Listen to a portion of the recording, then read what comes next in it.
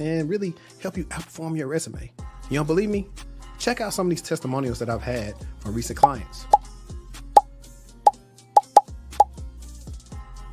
So if you're interested, click the link in my bio, textualconsulting.com/offerings to see what offerings that we have available for you. Now, back to the show. This video is being sponsored by Textual Consulting. Are you still struggling to get into cybersecurity? Are you not getting interviews? Do you have a bad resume? Or is it all the above? Well, if that's you, then we got you covered at Textual Consulting. My name is Henry Davis. I'm a career coach and a cybersecurity professional, and I've helped hundreds, maybe even thousands of people get into cybersecurity with my coaching and my content that you've seen in various places. Now, I specialize in specifically getting people in the blue team. That would be incident response or SOC analyst. I can cover everything from your entry level to your medium to your advanced skills and really help you outperform your resume. You don't believe me? Check out some of these testimonials that I've had from recent clients. So if you're interested, click the link in my bio, textualconsulting.com/offerings to see what offerings that we have available for you. Now, back to the show. This video is being sponsored by Textual Consulting. Are you still struggling to get into cybersecurity? Are you not getting interviews? Do you have a bad resume? Or is it all the above? Well, if that's Yo, what's going on, everybody? Let me bring Cyber Shorty up here. Sorry about that. Had a little bit of technical difficulties. Want to give y'all the last live stream of the night, so y'all know what to do, man. If y'all are watching, I know I got this streaming on Twitter and YouTube. All my Twitter people, like, just come through and just sub. You know what I'm saying? You can keep on watching on Twitter and do what you do, but please do that. And if you're on YouTube right now, hit like, subscribe, share it out. I didn't know so many people would be going live tonight, but we got a treat for y'all. I'm actually going to drop the link for people. Well, we're gonna have a panel tonight, but also people in the audience. If you got something to say, you always want to say it, we're gonna let y'all say it tonight. But we got a lot of good topics to discuss, and I don't want to get straight into the first topic just yet. I know Destiny had some of those cool, like, well, actually, what we can start off with first is, how was your Christmas? My Christmas was good. Honestly and truly, no complaints. I had a good Christmas. I ate good. Got to spend some good time laying around, watching TV, lounging. It wasn't too much. It was a light Christmas, but it was the perfect Christmas. What about you? Same, as long as the girls and now Josh have a good Christmas, then I'm all good. So they enjoy themselves, and so I enjoyed myself. So I think that's really all that mattered to me. And honestly, I feel like, listen, if you listening to us right now, put a 1 in the chat if you just been real tired towards the end of the year. Like, if you just been doing nothing but trying to, like, sleep, like, just put a 1 in the chat if that's you. Definitely me today. Because that's like literally how it's been feeling, like, the whole time. Like, I get up or whatever, or for me, I've been staying up like really late. Man, what? I went to sleep at like 5 o'clock in the morning last night. That is ridiculous. I went to sleep at 5 too. I need to go back to work. I was supposed to take Natalie to school, and I was like, forget it. I'll take her tomorrow. Like, real deal. I couldn't. I was doing stuff with this. I was doing like a lot of different stuff. So definitely, I think it was pretty cool. So I know one of these fun icebreakers was, I like the one you said, do you extend your trip or are you there for business only? And I guess I wanted you to make that type of I guess topic for the beginning. I think just kind of thinking about some people that I know, like a lot of my coworkers, like when they have to go work with a customer or whatever the case may be, they do extend their trips. I haven't traveled that often. And when I have, like, it's, just been a quick turnaround.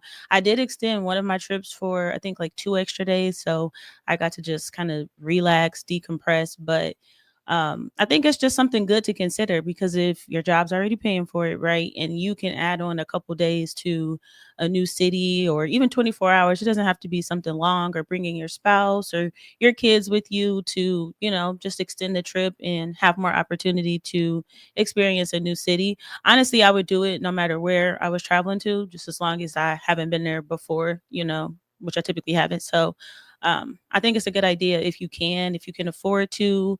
And 9 times out of 10, they usually will honor like the same rate in terms of the hotel that you get through your employer.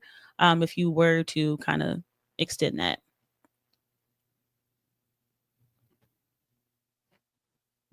Yeah, that's like I know my last probably work trip was SplunkConf, and I got to SplunkConf early. Well, SplunkConf didn't start till was it Sunday or Monday? I think it started on Monday, so I got there 2 days earlier because I went to see Usher at the time. He was there for Vegas for the residency, so Exactly. got there Going early. early, Yeah, leaving because they late. already paying for the flight. You know what I'm saying? And that's a benefit though. And you can also, so the good thing about work travel is you can connect those reward accounts and all that to your own private account. So you Yep. get reward points for traveling and everything else. So I'm with you when you're right. Where's the best place you've traveled to for work? I'll probably say Vegas. I've been to Vegas like twice for work. And I'm gonna say Seattle, just because I think Seattle's a beautiful place. Depending on where you go, it's a lot to do, and it's really chilled, and that was the vibe I was going for. Like it wasn't a heavy hitter.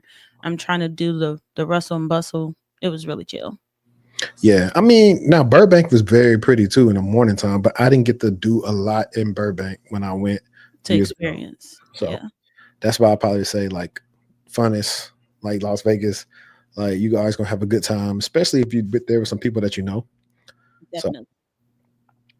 let's see while we wait, because I'm gonna have to round up the panel for whenever they want to do the main thing. So I thought this was pretty cool. The worst handled breaches of the year. I'm pretty sure you came across that one too. Yeah. I have something similar. I think Really? record-breaking ransoms and breaches this year. A timeline. Mine's more of a timeline of ransomware attacks that have happened this year. Literally every month we've talked about some sort of ransomware attack. Yeah, let's see. All right, so y'all that's familiar with us. Let me put this on the screen because I don't think it's on the screen. There we go. We always cover all these different breaches. So we cover about a lot of these like throughout the year. So one of the first ones they're talking about 23andMe, you know, they blame the end users for the data breach. Then they say like, then they tell them like they should have made sure they had better passwords. It was literally that. It was literally, well, y'all should better. They was basically like, y'all need to practice better habits. Yeah, it was like that's funny. It says 23andMe belatedly rolled out multi-factor authentication, a security feature that could have prevented the account hacks. And what's the other one? I think probably Change Healthcare might have been the biggest one of the year that they botched for real. For y'all that don't know, Change Healthcare was hacked, and we'll just read over it real quick. I don't want to go through all this because we've covered it, and you can go back in our back catalog and watch it. But Change Healthcare is a healthcare tech company few had heard about until February when a cyber attack forced the company to shut down its entire network, prompting immediate and widespread outages across the United States and grinding much of the U.S. healthcare system to a halt. Change, owned by health insurance giant United Health Group, handles billing and insurance for thousands of healthcare providers and medical practices across the U.S., processing somewhere between 1/3 and half of all U.S. healthcare transactions each year. The company's handling of the hack caused by a breach of a basic user account with a lack of multi-factor authentication. We should have had shots and be like, hey, every time you see multi-factor authentication with a breach, take a shot. That's what we should have did. It would have been tore up. Facts. We have to end the stream early. Was criticized by Americans who couldn't get their medications filled or hospital stays approved, affected healthcare providers who were going broke as a result of the cyber attack, and lawmakers who grilled the company's chief executive about the hack during the May congressional hearing. Funny enough, if I'm not mistaken, either the CISO, I think it was the CISO, didn't even have any cybersecurity job prior to taking their job. He didn't. I believe so. Right. But yet they want to put you through 5 rounds of interviews. Cool. Change Healthcare paid the hackers a ransom of $22 million, which the feds have long warned only help criminals profit from cyber attacks, only to have to pony up a fresh ransom to ask another hacking group to delete its stolen data. In the end, it took until October, 7 months later, to reveal that 100 million plus people had their private health information stolen in the cyber attack. Granted, It must have taken a while since it was, by all accounts, the biggest healthcare data breach of the year, if not ever. Yeah, and all they did was send us a little thing in the mail. They didn't give us no money. We want money. 150,000. I think we covered the Synovus hack too. I don't remember that one. See, the NHS suffered months of disruption this year at the Synovus. I'm gonna say Synovus. Hopefully, I'm saying that right. A London-based provider of pathology services was hit by a ransomware attack in June. The attack, claimed by a killing ransomware group, left patients in Southeast London unable to get blood tests. I think we did cover this one from their doctors for more than 3 months and led to the cancellation of thousands of outpatient appointments and more. Okay, they said you got a little echo. I wonder why. Prince Marky, is the echo bad? Because I can't hear the echo on my end. How about now? Actually, I just heard it.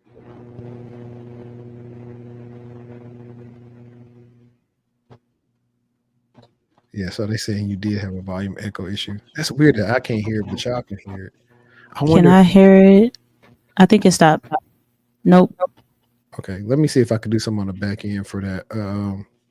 Let me make sure echo's on. Do you got echo cancellation? Yep. You just turned it on or it wasn't on? Nope, it was on. Okay. I don't feel like it's doing it anymore. Okay. Okay, they said it sings better. Oh, whatever you did, maybe it's too loud. I don't know. That's what I think. Okay. We'll make it work as we go. In light of the attack, which experts say could have prevented if two-factor authentication had been in place, the UK's leading trade union announced that Synovus staff were strike for 5 days in December.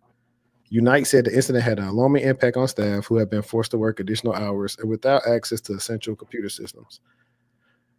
Now, the next big one we cover Snowflake because this one really affected like a lot of people. Snowflake was big.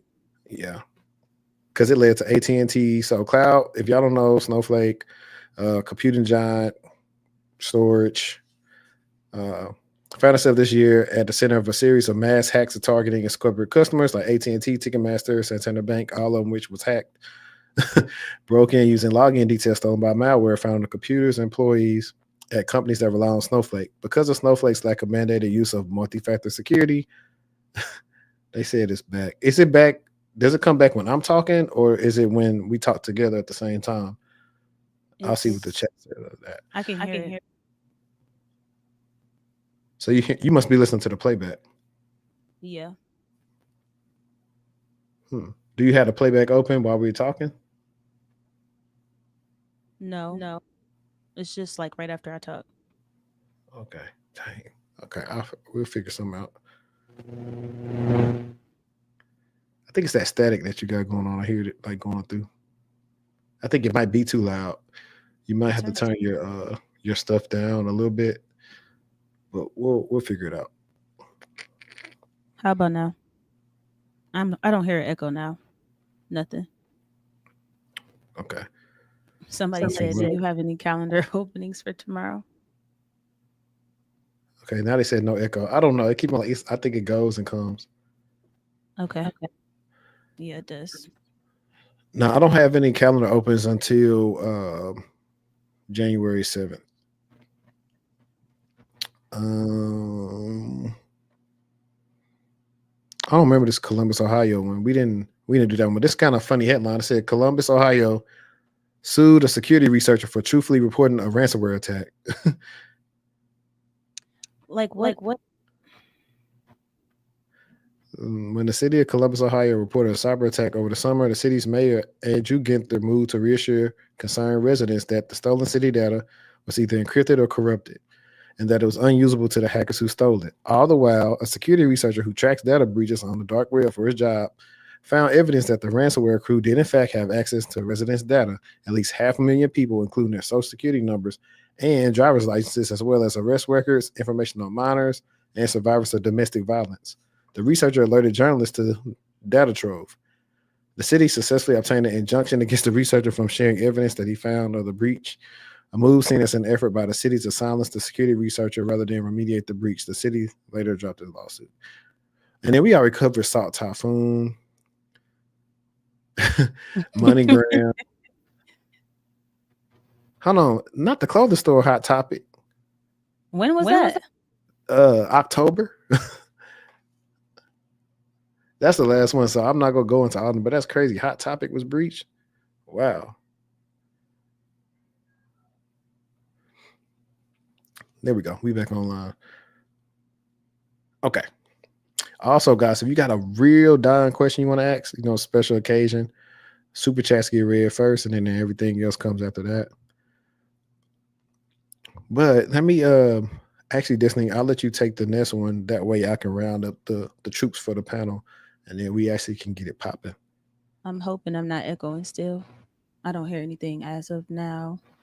Okay, so I have AT&T and Verizon say networks are secure after being breached by China-linked salt typhoon. Let me share my screen.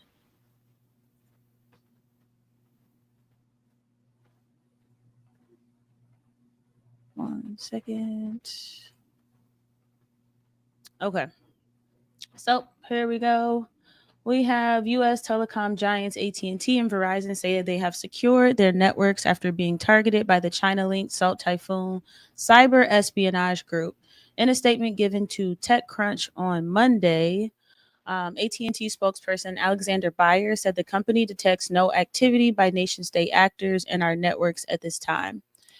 Let's see. Verizon spokesperson Richard Young said in an email statement to TechCrunch on Sunday that the organization has contained the cyber incident brought on by this nation state threat actor and that it has not detected any threat actor activity on its network for some time.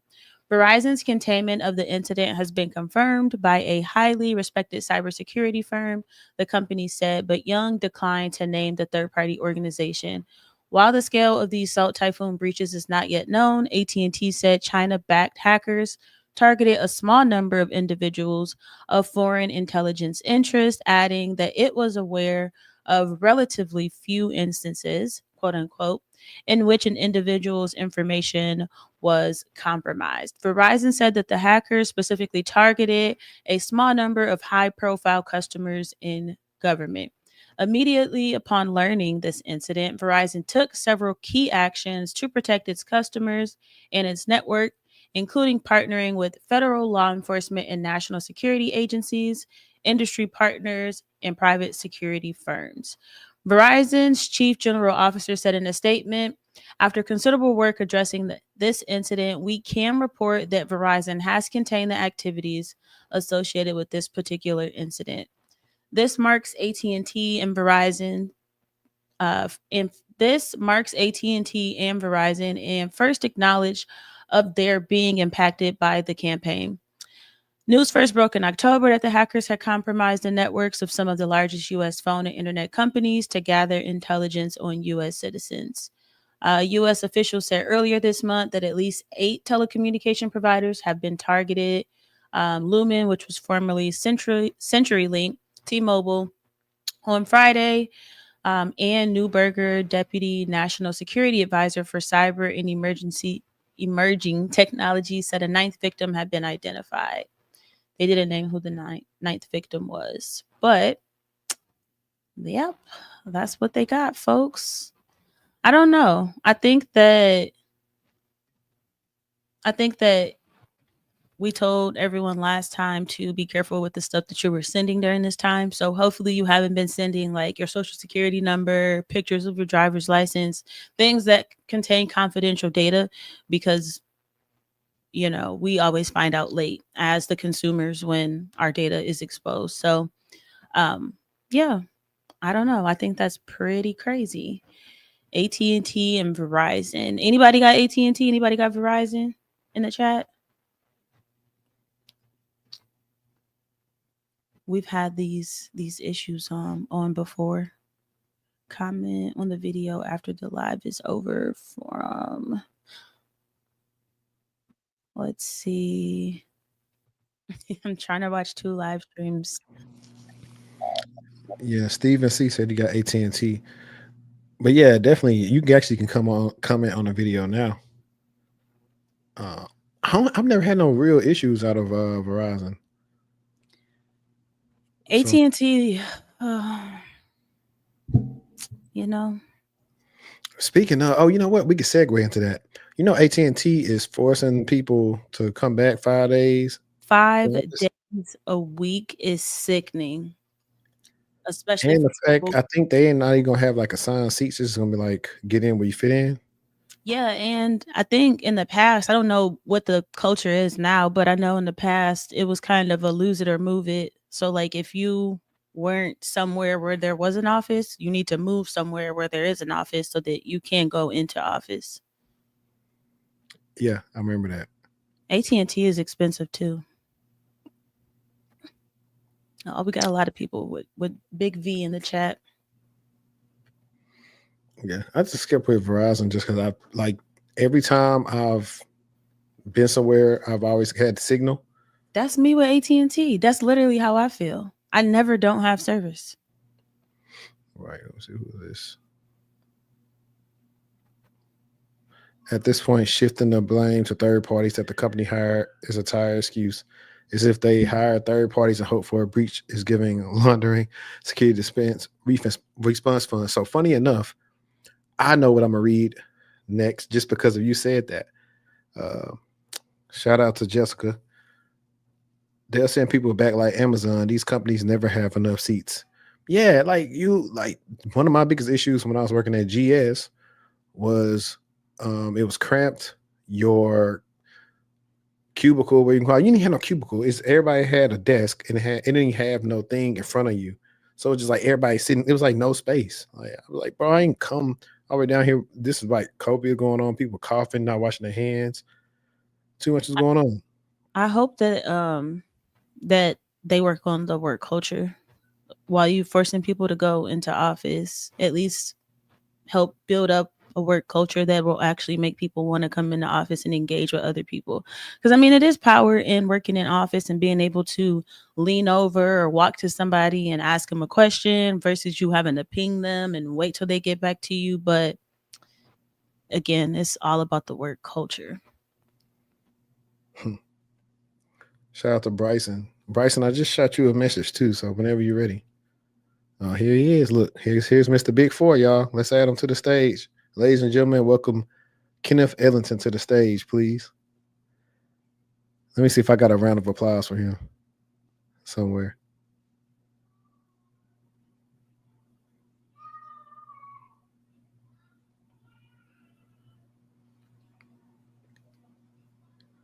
Can you talk for us, Kenneth? I gotta make sure we can hear you.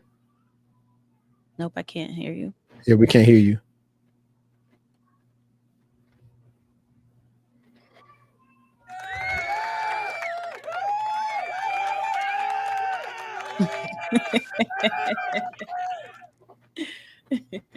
Still can't. Okay, can you hear me? Yeah, There we you hear go. Okay. Perfect. I'm glad to be here. And Yeah, man. formerly Big Four. I'm not with that mess anymore. I know. No, so everybody, one of our topics was going to be about a young black lady, and Bryson and I actually talked about it a little bit on the podcast episode last week about how she felt like Deloitte was treating her because she was black and everything. Which I saw too. I saw both hands. I felt like it was a person that was green in corporate America who just also didn't have a mentor and just really wasn't a culture fit. And I was like, honestly, I think a lot of people aren't culture fits for Big Four just based off of how they want you to work and versus what you want to do. So since he got Kenneth up here, he's escaped the Big Four rat race and he's doing his own thing. We might as well just let him tell his surviving a Big Four consulting company story. Yeah. When I was at EY for what, like I think almost 3 years. I left back in September, so I've been doing my own thing for the past 3 months. We just started our staffing division as well this past December. So we've been trying to get candidates placed for one of my clients. I've been trying to build that up. But yeah, I was at EY for I think over 2.5 years. When I was there, it was a very interesting experience. At first, it was pretty great. Like overall, it was honestly pretty good. When I look back on it, there were just certain things I didn't really like about it. It is very, very competitive, right? A lot of people, that is their entire life, right? That's the reason why they're alive. That's the reason they exist in the planet, is to work at like a Big Four. I remember, so one of my senior managers, I worked at on a really big financial company out in like Raleigh. He was really cool, by the way, really awesome guy. But he lived in Seattle, so he had to travel towards Raleigh like every single week. So he would do like a 9-hour flight every single week. And so every time I tried to ping him, he was like either out of office or he's basically traveling. And so he probably worked 70, 80 hours a week, probably, with travel included. That was a lot of people's lives. They live for it. Some people are like really cutthroat. They'll stab you in the back, manipulate you, use you if they could. I was just like, that's not really what I want to do in my life. I'm like, guys, we're just accountants. Our jobs aren't that important. We're not accounting for consultants, but they didn't really get it. And part of the reason why I left was because I had my own company. And when I started to make more money from ECA and Elton Solutions compared towards EY, is why I left, right? Because that key was like unlocked in my brain. Like once I figured out I can make more money doing my own thing compared to working corporate life, is the reason why I decided to leave.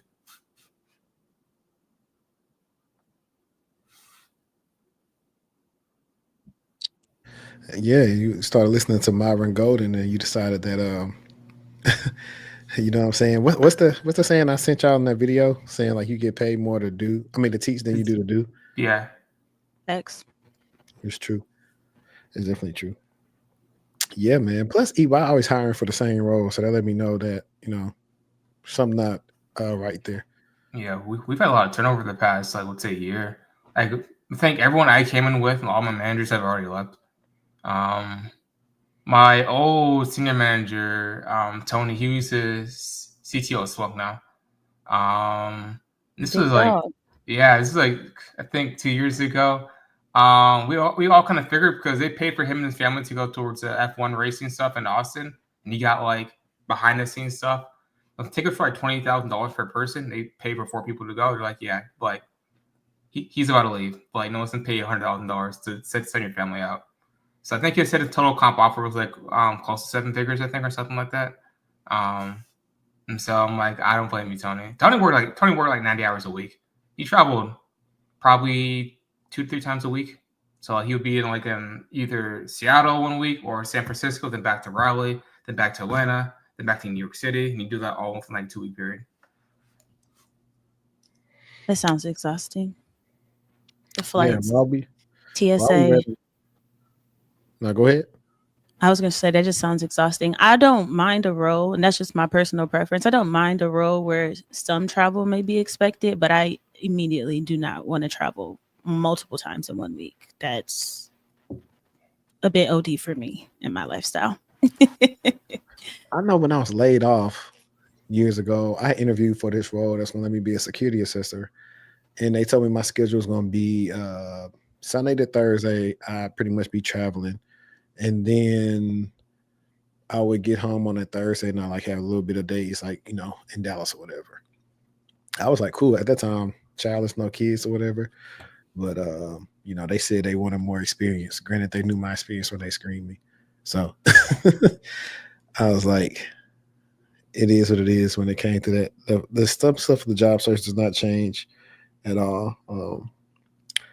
It's a shame it has to be as hard as it is. The good people get overlooked, and they are. It's so ugly right now, with good people getting overlooked, with qualified people getting overlooked, with people who have 10, 15, 25, 30 years of experience getting auto declined for sure. roles that they're overqualified for.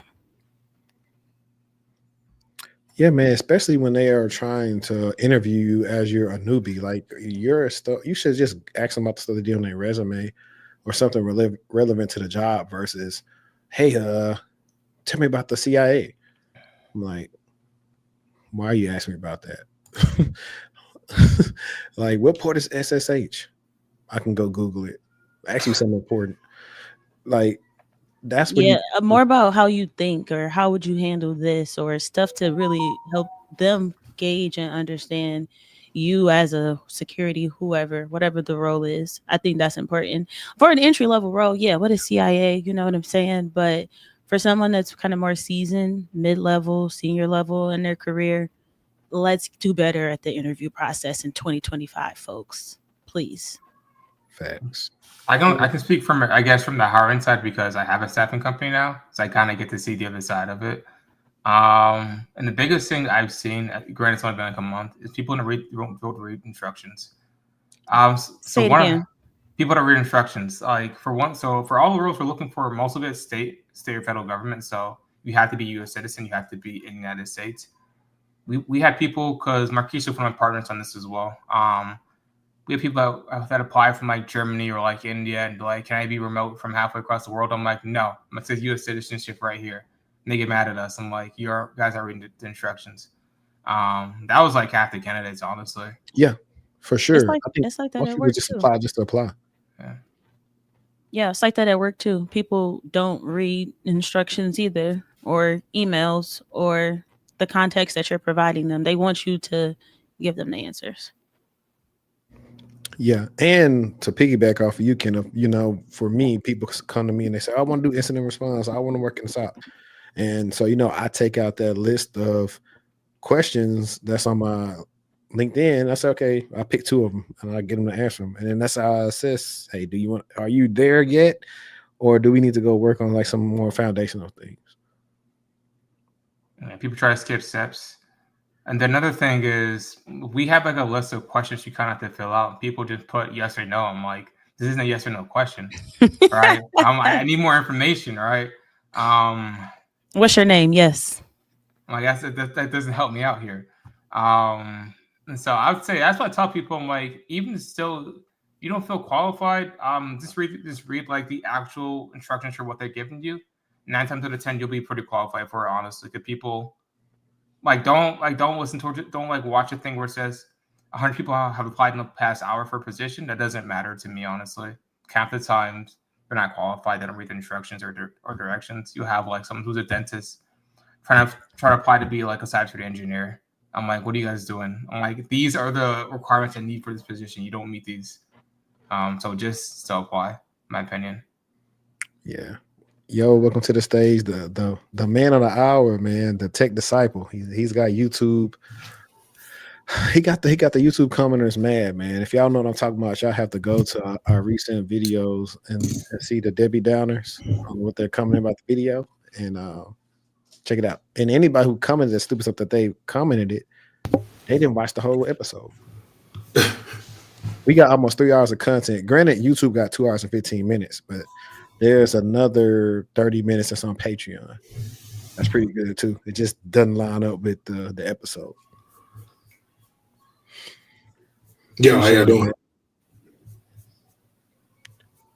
We good. Can y'all hear me? Check. I can hear you. How y'all doing? Thanks for having me once again. Yeah, man, it's crazy. I was looking at some of the comments earlier. The one you messaged me about, more or less what it do is like, yo, I hate it when somebody come on and say, I'm doing it for the black folks, when you just wanted, a job or money. And I'm like, bro, just because you have, in most instances, a one-to-one understanding of, or a one-to-one assumption that folks are kind of just, talking outside of their neck and not a true understanding as to how, black folks are. I think, one of your guests just mentioned, it's sad to see so many people being overlooked, and you kind of can double that, for black folks and people from marginalized backgrounds. So, yeah, but thanks for having me, though. Thanks for having me, for sure. For sure. We got a question right here. CJ the Critic says, his IC squared SSCP renewal fee is due. Do you think it's worth maintaining? I think the only one I probably would maintain would be CISSP, but that's just me, or anyone that's on that same level. But that's just me. What y'all think? I say yeah, just because it's ugly right now, and you just never know what can come in handy for you. If you already know the material and it's going to be easier for you to renew versus start anew, I just think it's ugly right now. So it's better to have something in your arsenal that you can use if push does come to shove. Yeah, but I'll say as long as you're not working in the government, you should be straight. I hadn't had to, I pretty much verify any of my certs for like 10 plus years. So Yeah, we got a intelligence group within the place that I'm working at now. They verifying everything. They checking, double checking, verifying, hitting up ex employers. They doing it all. So yeah, I agree. It's probably best, to do your thing and make sure you're on the up and up until you get, until you are equitably employed. And you might already be in a spot, where you're good, but yeah, I keep that up for now, for sure. okay, so before welcome before the billions in the building. I'm pretty sure he probably finna get his setup on. He probably finna put a suit on. Yeah, I'm not even home yet, man. Hold on. 1 second. How do I switch my cameras? While we wait on him, this is a good comment, and everybody can get that I'll actually dive back and let everybody else talk first, but he says, I don't think not having the prerequisites should stop you from applying. So It depends. Right. It's one of those depends. Yeah. If you know for sure, like I put it like this, if you ain't got none of the prereqs and you just applying, you wasting your time. But if it's like 8 required things, you meet like 6 of them, I could see you going with that, like saying, you know what, he ain't got all 8, but he got 6. But a lot of times, people don't have any of them and they just applying. So that's kind of where we go from there. And let me share her comment real quick. Just let people on Twitter know we can see all y'all comments. So if y'all got questions, definitely put them here. And if you got a question you really want to be like a deep dive on and pretty much diligently like solve, like send us a super chat. We got you.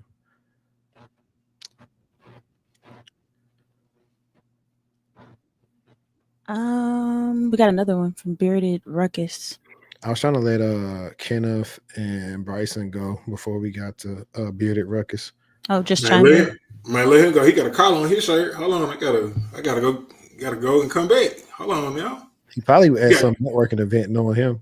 You got cufflinks on too, bro? What's going on? Yeah, he and your old stomping grounds.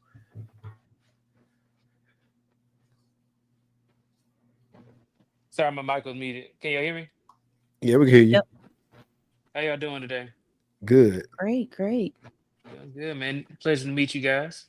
And I am not at a networking event. I'm just at the house. Cool. I sent you the link for sure because the next big topic is going to be the Indians and the H-1Bs. Yeah. And I know that you've worked with them at contracting places. Pretty much everybody has probably worked with like some Indians before. Yeah. So that's why I feel like this would be a good group discussion. Bearded Ruckus says, I landed my first SNOC role and was honest with the CEO, but they saw the intense effort putting in place from 2 educational platforms, search projects, documentation, social media presence. Yeah.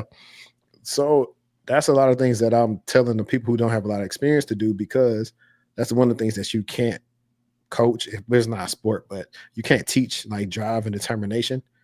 Sometimes that may be the thing that'll let you get in over somebody that has more experience than you. Well, not more experience, but like if it's an entry-level job and this person is probably doing the bare minimum, but you going above and beyond, you're probably gonna go above and beyond at the job too, because you really want to make it work. So appreciate you, Fan Perry, man. Appreciate you, man. He definitely is a supporter. So I definitely rock with that. And we're gonna answer like 2 more of these, and then we're gonna get back on scheduled programming. We'll leave some of these questions towards the end. And he says, how do we break in if we don't have anything except labs? That's G14 classified information. But no, it's always a way to showcase the labs. But a lot of people do it wrong. Here's the man of the plan. Here we go. Mr. Struggle Security in the building, everybody. Mr. Gabe. Hey. So Gabe? Hey, what's up? Hold on 1 second. I'm getting stuff together. Cool. Don't want to interrupt. I'll chime in about the lab thing. I think it's important for you to not do the lab to get it done. Hear me out. I know you don't want to do the lab, but the lab is what you potentially could be doing in real life. And even when I was in school, I'm guilty of it as a student. All right, let me just get this done. Or not even me really not understanding even the setup of the environment that I'm working on. So one, you really need to understand, what are we doing in this lab? When you're doing those labs, they tell you what the objectives are. They tell you what tools you're using. They give you the scenario. And so what you need to do is keep track of that stuff, screenshot it, whatever you need to do so that you can start adding some of those to your resume. Because if you're actually doing it and you're paying attention and you're invested in learning through that lab, sometimes you might have to do it more than once, more than twice, more than 3 times to really understand what you're doing. If you don't understand, some of the instructions or the directions, there's a lot of things that you can do, to try to better understand what the objective is of that lab. But just because you're doing labs doesn't mean that that isn't something beneficial to you. You just have to know how to tell the right story on what you were doing in these labs and how that's applied in a real life environment. I had to learn that the hard way, because when I was done with school, I was just like, okay, what did I do? What did I learn? So I had to go back and look at my syllabuses, pull up some of those labs and understand, okay, this lab, I use this tool to do X, Y, and Z. So that's my take on it.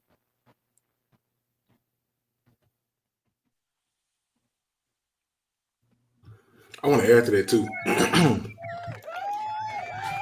Is that clapping sound? Yeah. Man, I pulled out the soundboard. Yeah, I want to add to that too. I get a lot of folks that ask me like, "Yo, how does this knowledge transfer as it relates to the labs?" And for me, at least when hiring in terms of tier one roles across the board, I look for intentionality and I look for effort. And one thing that really stood out to me years ago, somebody that was trying to break into cybersecurity, they had a bunch of labs and stuff that they did online, but he had this page. I think it was like My Cyber Journey or something like that. He had this page where he was recording himself going through each lab, and he was like narrating those. And like, not saying that you should do this, but might provide an opportunity for you to stand out to potential employers. But he was like narrating, what he was doing and kind of walking through, oh, I messed up here. I fixed it here. And this is an example of something, that I would be doing in case there was, some type of intrusion detection or whatever the case may be in the real world workplace. And he made it kind of, snazzy and stuff. He was kind of a commentator on his own labs that he did screen records on, and he was posting those. And we ended up hiring that person. But yeah, I would advise you, at least with the labs, to kind of get, a little creative as well, while you kind of building out your own online repository or whatever the case may be. Because in a lot of instances, especially now, I know it may feel like, kind of shooting in the dark when applying for jobs and, speaking to recruiters or whatever the case may be, and all you have to show is labs. In some of those instances where you are able to go the extra step or the extra mile to make yourself stand out, it can help out in that regard as well. But the biggest thing in that is, making sure that you're able to show that you have an understanding of some of the things that you've done. So that's all I want to say. Yeah, I can add on to that too. I completely agree. And really it's just creating content. I mean, like I created content of me studying for a meta job interview, and that got picked up by Business Insider. So if you just show that you're doing the work, it really is like, if it's not recorded, it most likely didn't happen in most people's eyes, even if you did the actions. So I think that's a great idea to film yourself, studying or doing labs. Just, creating content in general, be able to show you as like a thought leader and be able to make you stand out even more. Yep. These are all things that work. Was it like 2 years ago? One of my clients, she was very good at writing, like one of our first calls. And Megan, what's Megan's last name? McLeod? I forgot. It's on my page. It's on my textual consultant like page, her testimony. And I saw from the jump, I was like, you know what? You're very good at writing. And I said, you should start blogging. And she started blogging. And I kid you not, I want to say like the next week or something like that. Like she ended up getting like a job offer based on like some of the little small critiques that I made that she should do. And I was like, just like in sports or anything else, the people who do like the little bit stuff that you don't do, like while you sleeping and they are working, they're putting up like, 1,000 shots. That's what sets them apart from the person who just went to practice and took their ball home. So just try to use that metaphor, like doing whatever you can to stand out. Eventually, your right position will find you. My God, William is a testament to that as he went through his dry spell with like all the BS going on with his job search. Yeah. And if you're scared to record yourself, like you just said, you can do a blog post, you can make a post on LinkedIn about what the lab was and what you learned and what tools you used. It might feel juvenile to you, but those things do stand out. And it is showing that you are, again, using some of these tools and you're understanding what you're doing. And to highlight that too, it makes you stand out even more because most people are scared to do it. Yep. Like I remember I told people I had a YouTube channel and then they was like, "Oh, you do YouTube? I'll be too scared to do that." But it's one of the best ways. Like video in itself is one of the best lead generating types of content that you can make. So get yourself out there. Nah, that's facts. But let's get into some of the fun stuff. I seen a couple of like CNN articles and everything else. They said this was the tweet heard around the world last week. And y'all see Mr. Vivek. I don't even know how to say his name. The only people with that last name. Vivek Ramaswamy. Ramaswamy. Look, he locked in. He know. He like, I've been saying this man's name all week. Yeah. I'm gonna read what he said, and then we'll start the dialogue there, and then we'll cover what Elon said about him being in America, and then we'll just start talking about idealism and are the H-1Bs doing the same thing to white collar work like we've seen the legal immigrants do to blue collar work? I see the parallels there. So let me read this real quick and we'll get into that.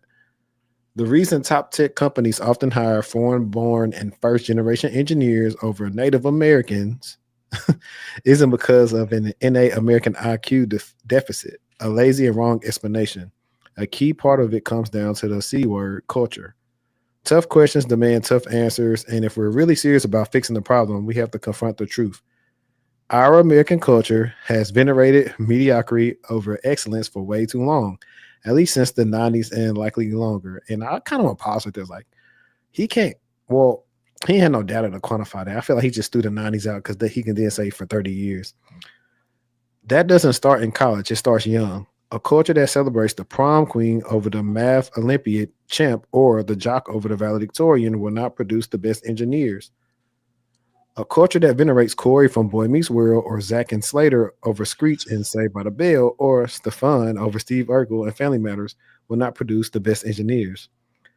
Fact, I know multiple sets of immigrant parents in the 90s who actively limited how much their kids could watch those TV shows precisely because they promoted mediocrity, and their kids went on to become wildly successful STEM graduates. More movies like Whiplash, fewer reruns of Friends, more math tutoring, fewer sleepovers, more weekend science competitions, fewer Saturday morning cartoons, more books, less TV, more creating, less chilling, more extracurriculars, less hanging out at the mall. Most normal American parents look skeptically at those kinds of parents. More normal American kids view those kind of kids with scorn. If you grow up aspiring to normalcy is what you will achieve. Now close your eyes and visualize which families you knew in the 90s or even now who raised their kids according to one model versus the other. Be brutally honest. Normalcy doesn't cut it in a hyper-competitive global market for technical talent. And if we pretend like it does, we'll have our asses handed to us by China. This could be our Sputnik moment. We've awakened from the slumber before and we can do it again. Trump's election hopefully marks the beginning of a new golden era in America, but only if our culture fully wakes up. A culture that once again prioritizes achievement over normalcy, excellence over mediocrity, nerdiest over conformity, hard work over laziness. That's the work we have cut out for us. Rather than wallowing in victimhood and just wishing or legislating alternative hiring practices into existence, I'm confident we can do it. And so I'm gonna stop right there because if I just go through the thread, you'll see like all this different stuff that they're talking about over here. The flags at the end is sending me. Right. So, bro, was it was a lot going on there. It was Okay. it was a lot going on there. I'll let you go first, Destiny. I will go second because I'm rereading it to figure out what I want to point out first that he said that made me mad. I'm just like, why he pulled out. I think the issue with his, it's like very extremism. He didn't exercise the thought of duality to where somebody could kind of be both. Like, not even both, but in a sense, like, why I got to just be, everybody want to be like Steve Urkel, but you can't also do regular stuff that everybody would do. That's the whole reason why those people probably they never run the company for most of the time. Like, they are very skilled, but they have poor social skills. So there's always a balance that's needed in both. And I think he's just harping on like the very extremes. I didn't even watch Save the Bell. That's before my time. Of course, I did watch Family Matters a little bit, but who didn't? Yeah. I mean, Most I, yeah. No, go ahead. I'm sorry. Go ahead. No, But I'm going to say I nothing. think I was going to say this too, is that Oh. I noticed that there's a larger need or a more important need for people who have both technical and like personable skills. So you see a lot of technical project and product managers getting more positions as well. I think that when it comes to the culture, really what it's just saying is that like, oh, people from other cultures are focusing in on studying and focusing in on science, technology, engineering, and math, when that's not necessarily the case for everybody. It's a lot of nuance when it comes to, the American culture or people in general. So he leaves out a lot of nuance in his tweet. Like, yeah, of course, you do have like the stereotypes, but as we already know, like as Black people in tech, we had to work really hard to be able to get to where we are today. And there's a lot of other people in tech who had to work hard to be able to get the experience, get the degrees, get the certifications. And that lack of nuance in his tweet really highlights I want to say like ignorance in his standpoint. It's like, okay, yeah, you want to hire somebody who, like, the stereotype is that they're more skilled in science, technology, engineering, and math, but that doesn't mean that you don't get other valuable traits from focusing on other things. Like, being personable is something that allows for you to be able to make better decisions as opposed to only just taking orders. So, like how you said, HD, that most people who are only technical don't run the companies. You have to have a good balance of both.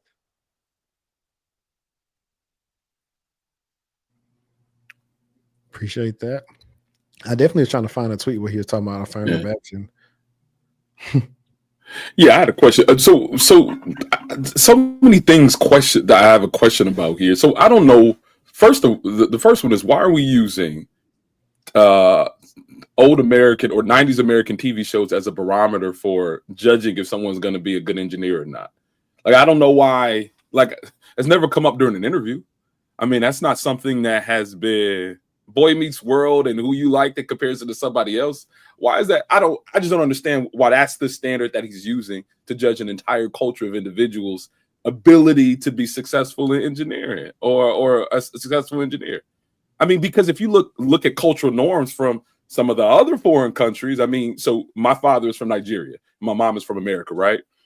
Okay, how are Nigerians known within quote unquote tech or the digital spaces? They're known as scammers a lot of times, right? They said that they're a king from some Nigerian village and they want to give you $1 million or something, right?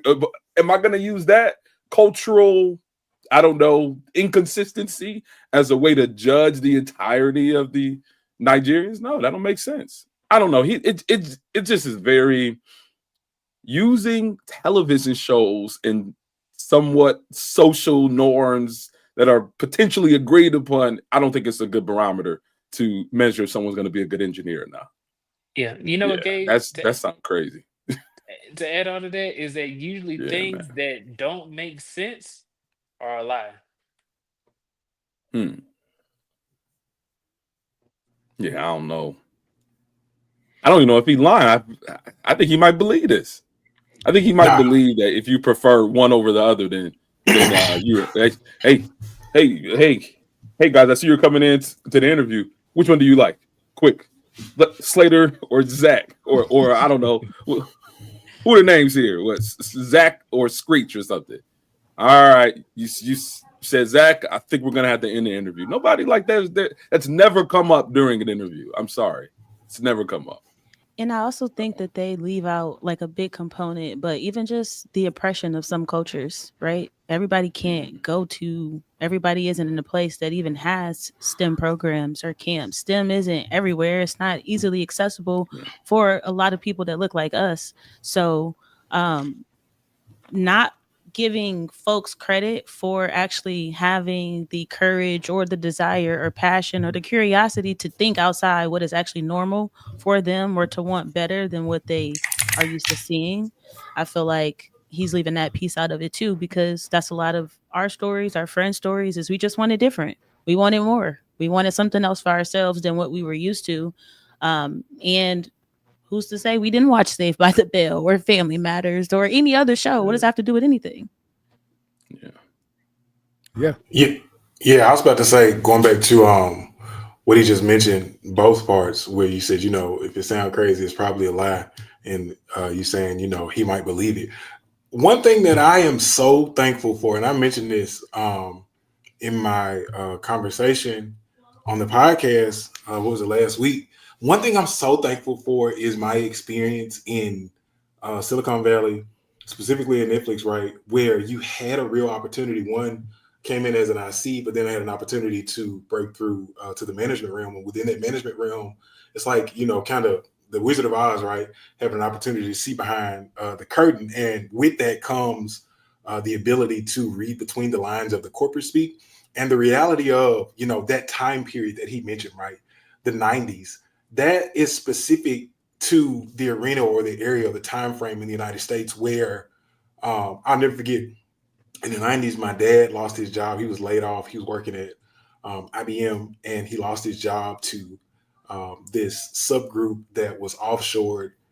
He was a networking cabling guy, right, that would go into server rooms or whatever the case may be and recable things. And he lost his job, got laid off, got rehired as a contractor. His new manager was Indian. The entire team was Indian, right? And this was right around 99 and 2000. And the 90s kind of bleeding into the new millennium was the era where, America essentially decided, hey, we're going to start offshoring, right? As this new age internet thing is kind of taking off, right? So within that, him mentioning that era is kind of a, they have the racist dog whistles where they can say, Reagan had the welfare queen and everybody else has their own thing where they can mention. That, in my opinion, was a dog whistle where it provides an opportunity for people that are, in the if you know community to have an understanding of this is where we're going to categorize the current subset of workers that will be coming up from this generation. For example, right? Millennials.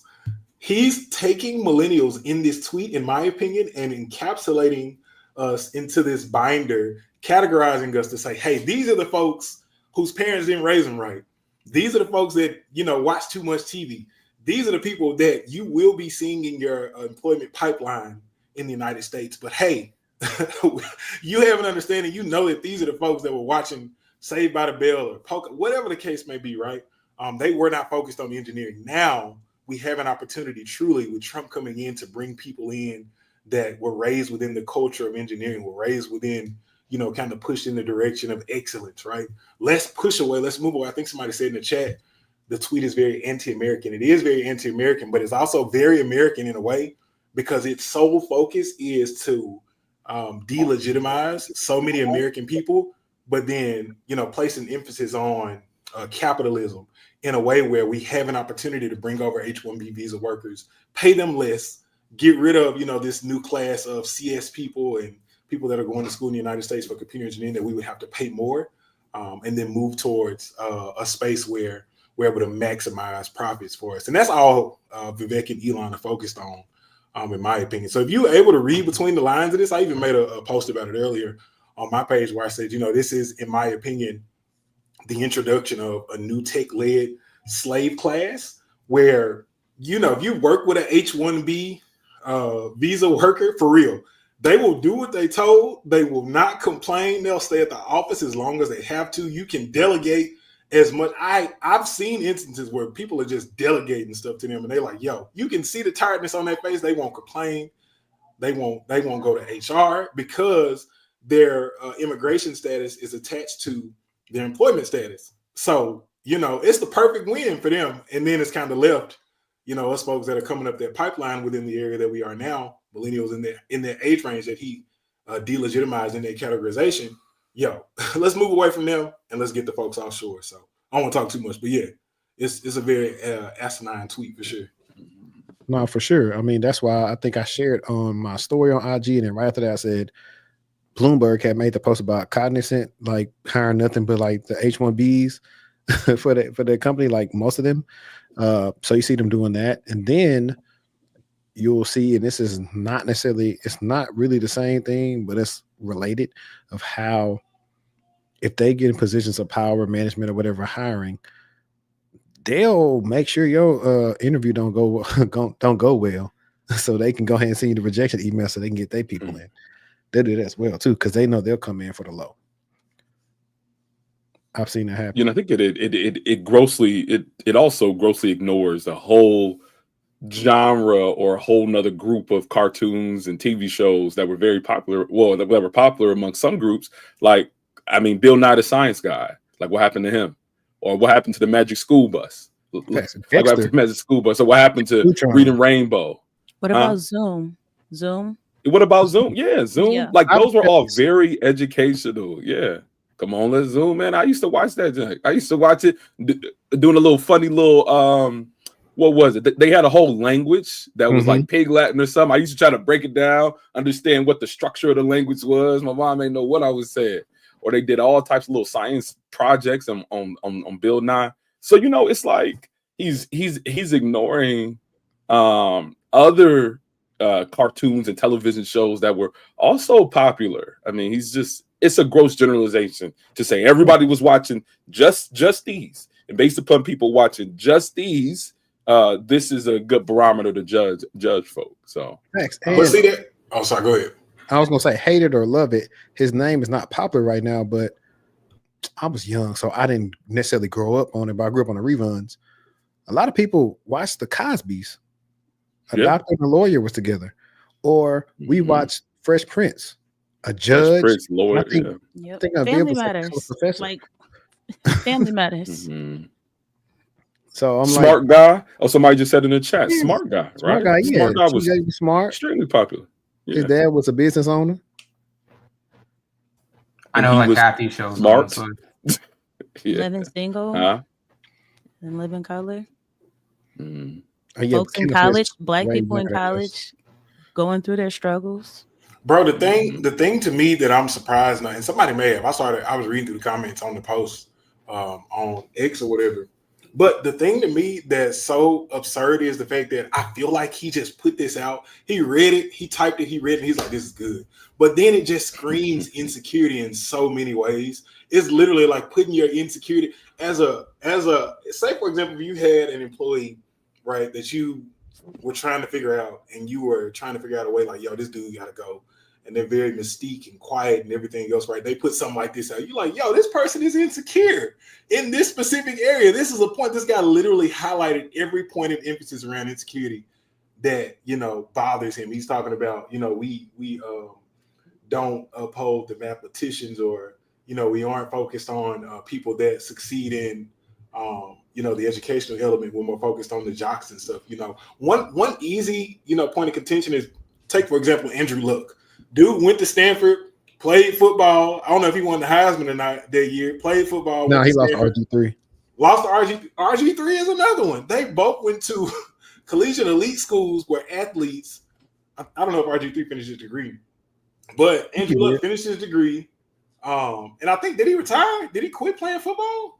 No, football forced him to quit. Football forced him. Even still, situations like that, just the mass generalization of things is intentional. In my opinion, you mentioned, Bill Nye the Science Guy, Reading Rainbow, all of those shows that wouldn't work for the recategorization that he's attempting in the tweet, the kind of dog whistle aspect of it when working, you mentioned it shows that folks will be learning from. So yeah, man, I don't know. It's shocking that, you know, even within the MAGA camp, to be as I don't know, ignorant to post that, to not have an understanding of, you know, the people that are in the party as well with you. That was I'm like, yo, did they approve this tweet? Like, does he know? Is he still with the Republicans, or what's the deal? You know, so I was shocked by it all around. But you know, it's always a good thing when people say the quiet part out loud, the things that they're talking about behind, you know, closed doors. They get, you know, excited to say those things out loud for us to see. Yes, we have competitive numbers against other countries.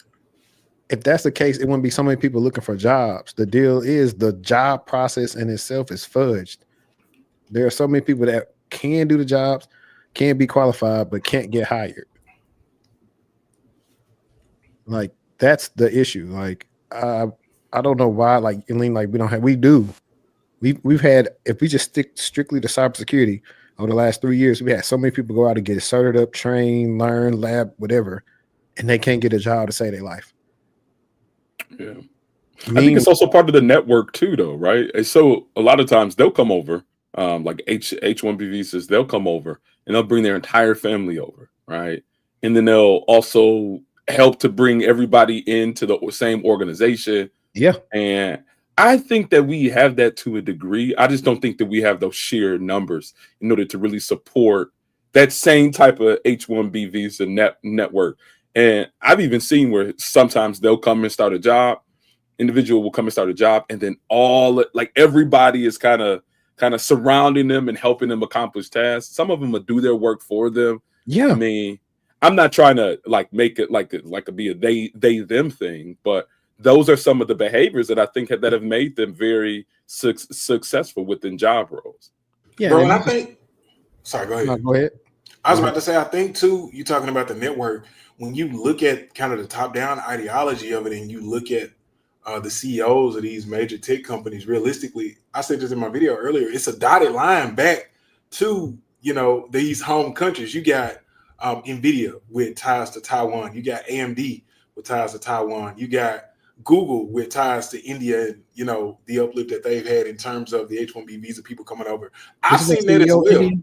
Yes, the CEO is Indian, and they just had, I think it was a finance push or something that they gave to increase the amount of, you know, Indian workers straight out of high school, like being able to bypass and get to university in the U.S., being able to, because that last loophole, we talk a lot about this via nonprofit, right? That last loophole, once you get out of high school, whatever, in India, for example, when you make it over to university, that last slot is, hey, I have to get a job before I graduate or within the 3 months of me graduating, so that I can stay in the country. So now Trump is saying, yo, I feel like if you graduate from a U.S. university, then you need to graduate with your H-1B visa, and that's it. That's jackpot right there, because that's the last, you know, slot of opportunity that prevents a lot of those workers from, you know, being able to stay over here. So I don't know, man. I think it's gonna look, you know, a lot of ways. I think it's gonna look different, you know, when Trump get in there. We'll see what really happened, because at this point, in my opinion, he's a bit beholden to Elon because of the amount of money that he spent to get him in office, you know. But we'll see how it goes. You know, Trump don't really answer to nobody.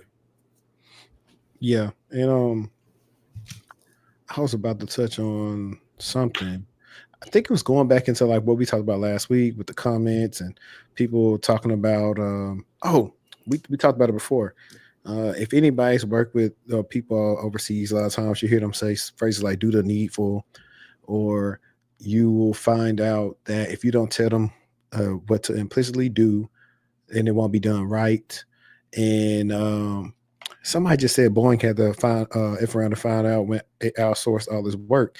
A lot of times, like the guy up here was saying, like Korea pumped out all them STEM workers. Now, granted, Korea may be different. They got I think a different set of standards where their STEM workers are probably good. But just because people graduating or they're in the field don't mean they're going to produce good work or want to produce good work for your country. We've seen that where people have worked overseas and sent information back to their home states and all those different things. And you'll see a company just really pretty much demise itself from the inside. I think ADP pretty much outsourced all their networking people to like overseas, and these people didn't know how to do any of the stuff. I know this from a valuable source, and I think they had a breach like literally right after like one of my friends got a new job and he left ADP. I was like, that's what happens. That's exactly what happens. And then once you lose that brand credibility, it takes a lot to build that back up.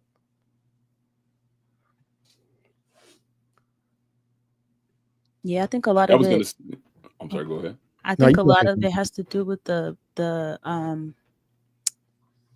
that we know or we hear is the cost to keep them is much cheaper. I think I saw someone put in the chat and say 2 for the price of 1, compared to, you know, that role being paid to someone in America based on our salary standards. They can get 2 folks over there, maybe more, for the price of 1. No, that's absolutely true. Like that was the exact point I was going to bring up too. Is that it's a business decision. It's a money decision at the foundation of it. To hire an H-1B visas versus an American citizen or American-born worker is less, right? And I think that's why. But it's so funny, kind of the campaign that Trump had ran in comparison to his opposition, because he was focusing on bring America back, right? Quote unquote, make America great again. We're going to put tariffs in order to limit the foreign exposure or the globalistic economic exposure to our country. But yet he's now promoting, H-1B visas, which is quote unquote, letting foreign entities out into America. So, I think it's a lot of inconsistencies. We're really at the foundation of it. Trump is trying to focus in on his best money and business interests. And if you bring in more H-1B visas, it helps to bolster the tech industry, quote unquote, from a financial perspective where it's more profitable, and then as a result, I mean, that satisfies, Elon Musk or some of his other constituents and folk that have been in his pockets or stuff in his pockets. So, yeah, I'm right there with you as it concerns a money thing. I have a question for the panel, right quick, relating to this. Who here has ever been asked to train their replacement when they were trying to like outsource your role? Because it's happened to me before, so I wanted to see, has it happened to anyone in the panel? Not train them as a replacement for me, but train them as a replacement for my team that I didn't know they were about to lay off. So okay. I have been in that situation, and then it was kind of too late when I called on, like, oh, hold on. This dude just moved over here to DC. Like, what's going on? Why he over here? And hold on, there's another one too. Like, oh dang, y'all laying my team off. Like, what's going on? So, but no, not for me directly as a replacement. Okay. I've had to come up with the documentation on how do we do this, because there was no documentation on how to do what I was doing with the company. And the person that was taking on the role, they were in the US, but they were from India. But about 98% of the team was in India. So I haven't necessarily like your replacement, but I have had to, walk somebody through. This is how you do it. Yeah. It was kind of odd for me. I will say that. It was like getting on morning stand-ups and then, having to get on a call with them oh, this is how you do this. So, and then you get the news, okay, you got to go. They're going to be doing the tasks you're going to be doing. Yeah. The crazy thing to me the crazy thing to me when you consider it all realistically is remote work. And I feel like remote work in the US is kind of, the chink in the armor per se as a resolution to this, right? The crazy thing to me is that, Elon and Vivek are in charge of the new Department of Governmental Efficiency, right? But they mentioned they want to get rid of the Department of Labor. They want to get rid of the Department of Education. It's like, bro, it's right there in your face. Y'all pushing people back into the office. Literally, if you go and look at these bigger tech companies, some of the smaller startups are doing this as well. Your pay is dependent on where you live. You fall within a zip code specific pay range. The easiest thing to do would be to create some type of federal subsidy around college, right? Provide some type of element around remote work. If you could establish a certain band of employees that are in lower cost of living areas. Send some folks to Mississippi. Send some folks to Tennessee. Send some folks to Alabama. You know what I'm saying? Pay those people within that specific pay range. as opposed to sending these jobs elsewhere. Because, in my opinion, as far as I have seen at the university level some differences in programmers and coders and cybersecurity analysts or whatever the case may be. But within the field on the day-to-day, I haven't necessarily seen, just that crazy exponentially better aspect of work from people that come from other places. I would say we either par 1-to-1, or because of the American context that we do have, are a little bit ahead. So I don't know. It's interesting to me, that they aren't looking into other arenas, specifically remote work, or subsidizing some form of college for people that graduate with tech degrees. That's an easy win in my opinion. Yeah. Change this thing around. And I was going to add too, one of the things I think about why they can also be cool with taking less money, it's like that cultural thing. Like when you think about like Mexicans, like down here in Texas, like you'll have 5-10 Mexicans stand in a spot together. I think when I worked like a couple of companies ago, there was like 4 of them that stayed in the house together, and they all had careers. I was probably making at least $70,000-$80,000, and so 4 or 5 of them are staying in the house and they paying bills. So it's like they don't need to make $150,000. They just need to make 90.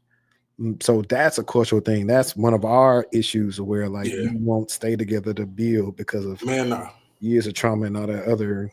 They want us out at 18, man. When I hit 18, man, when I hit 17, my mama started coming around scratching back her head like, what you finna do? Might ask you for some rent too. Man, for real. My mom was like, you going to the military? What you gonna do? Football didn't work out for you. Sports didn't work out. So what's going on? I'm like, I'm going to college, But yeah, man, I don't know. That's where you get into that marginalized thought process. Speaking of marginalized communities, that's a rare thing. I had a guy that I worked with at Georgia Tech. And I think he stayed with his parents. Bro, he stayed with his parents till he was like 31, 32. And yeah, he stayed with them forever. He lived in that they had like a basement fit out for him or whatever. He was making, I think, like 86, 87 with me at Georgia Tech. And he was paying his folks rent. His dad still works at IBM. I think he's on here. His dad still works at IBM to this day. His dad's like right below a VP. And he was paying his daddy, I think he said like $1,100 a month in rent. His daddy was keeping the money, right? I think it was his 31st or 30th birthday. His daddy gave him back all the money. He paid off his car. They bought in Atlanta, what's the park or whatever, the Loop. They bought a house, brand new build in the Loop, paid that thing off straight cash, paid his car off debt free, moved out. I'm like, bro, my folks, number one, that money would have been spent. I would have been paying their rent for real. I would have, money, tabs on the lights, tabs on the gas. You borrowed my car, you got to pay for that too. Man got a Tesla now. He about to buy a rental property next door to his first house. And he done got married and they still living in his first house. I'm like, bro, it's really like a thing that started at home, but in our situations, a lot of times, even for my wife as well, I speak for her as well, man, we be ready to get out the house. Like for real, we be like, yo, this has been a, very, tight condition, but 16, 17, 18 years, like, bro, I'm finna boogie, as soon as I can. I'd rather go get it, get it out the mud myself and figure this thing out. But yeah, I don't know. I hope to be able to do that for my kids. So just have like a basement or like brother-in-law suite or something. Like, yo, come on back, till you had the kids, because I don't want no screaming. I'm past that part, but you can come back after college, and save up your money and work like that. So yeah. Mm-hmm. Yeah, man. I think in our community, it's kind of like, get it out the mud type of thing. Like it's almost the point where, like, I remember my dad would like offer me things, and I'm like, nah, I'll do it myself. I'm like, wait, that's really a blessing, right? Like, especially because in our community, we think of it as like, oh, somebody got one up over on me when they give you something, or they can say, oh, well, I gave you this and this, and they kind of hold it over against you. But in other communities, they just kind of like, okay, well, I'm going to use these resources to be able to grow in my career or in life. At least that's how it was for me. We see it as enablement a lot of the times, unfortunately, just based off historical trauma. We see helping each other a lot of the times as us enabling each other instead of it actually being help. Yeah, for sure. And Yeah. I was gonna add, like, for me, my kids, they don't really ever gotta leave. I mean, they gotta leave. Like, my son gonna have to leave eventually, but I'm not gonna kick him out. Like, my parents, like, of course I went to school, but they didn't ever like just, kick me out and say, "Oh, you gotta find something to do." Like, they didn't really come from that. Like, just quick background on my dad's side of the family, like, they have like a house where like all the kids stayed at once like my grandma moved down to the city. So like all the kids pretty much just split, like they had no rent or nothing, just like utilities. And so they come from that. So they now the type of people to just kick you out there. And my mom and them same way, and my grandma and grandpa house. So I plan to keep on that tradition.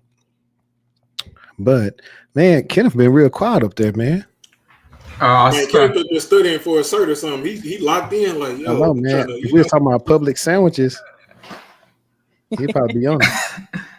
Funny enough, my parents, because I graduated during COVID, so I kind of had to stay home because everyone's dying, everything was shut down. So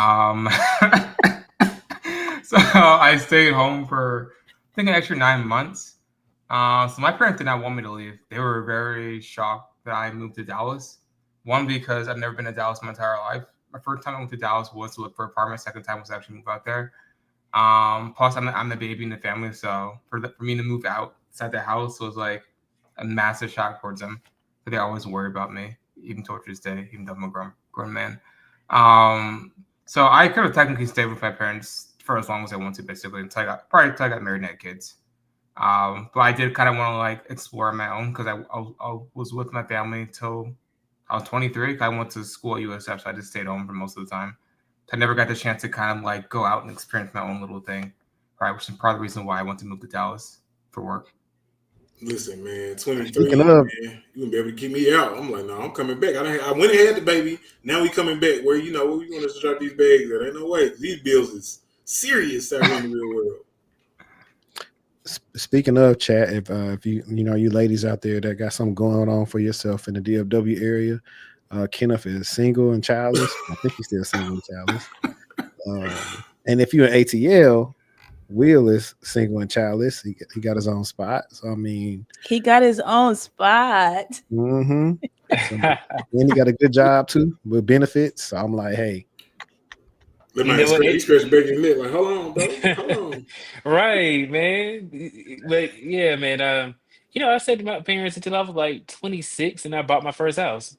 See? So it helped me out, tremendously, being able to like get a house, but I already had a job in tech, and I'm on my like 4th job since I got into the industry. But yeah, just growing, expanding, trying to be prosperous.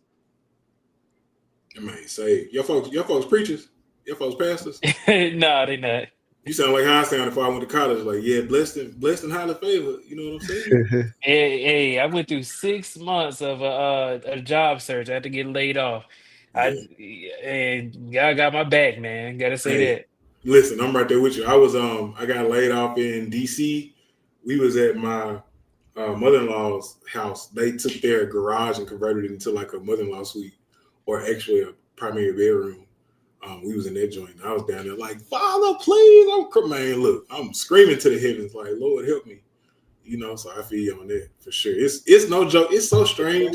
I feel like I know more people that I, started my tech career with that are, laid off or unemployed or like doing their own thing on the side now. Cause it's like, I can't, it's like I got kicked out of the house and I can't get back in, so I don't know what this is going to turn into. A lot of recruiters that I know are saying, oh, we're just waiting. A lot of companies are waiting to see who's going to get elected so people can decide what they're going to do with their money.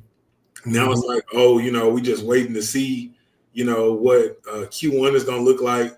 After that, I'm like, what other excuse y'all going to, come up with? I don't know, man. It's crazy. It's crazy. It's going to be interesting to see, though, how everything is devalued as a result of, American workers not getting hired, people going to college, and then not being able to use those college degrees. You've been seeing the jokes online, where CS graduates get their degree and then they start playing the clown music on stage as they walk off the stage, so it's gonna be interesting to see for sure. But hopefully, hopefully we see a shift in the cert culture, online cert culture at least. Hopefully we see less Lamborghinis. You want this Lamborghini? Check the link in my bio. You know, less of that.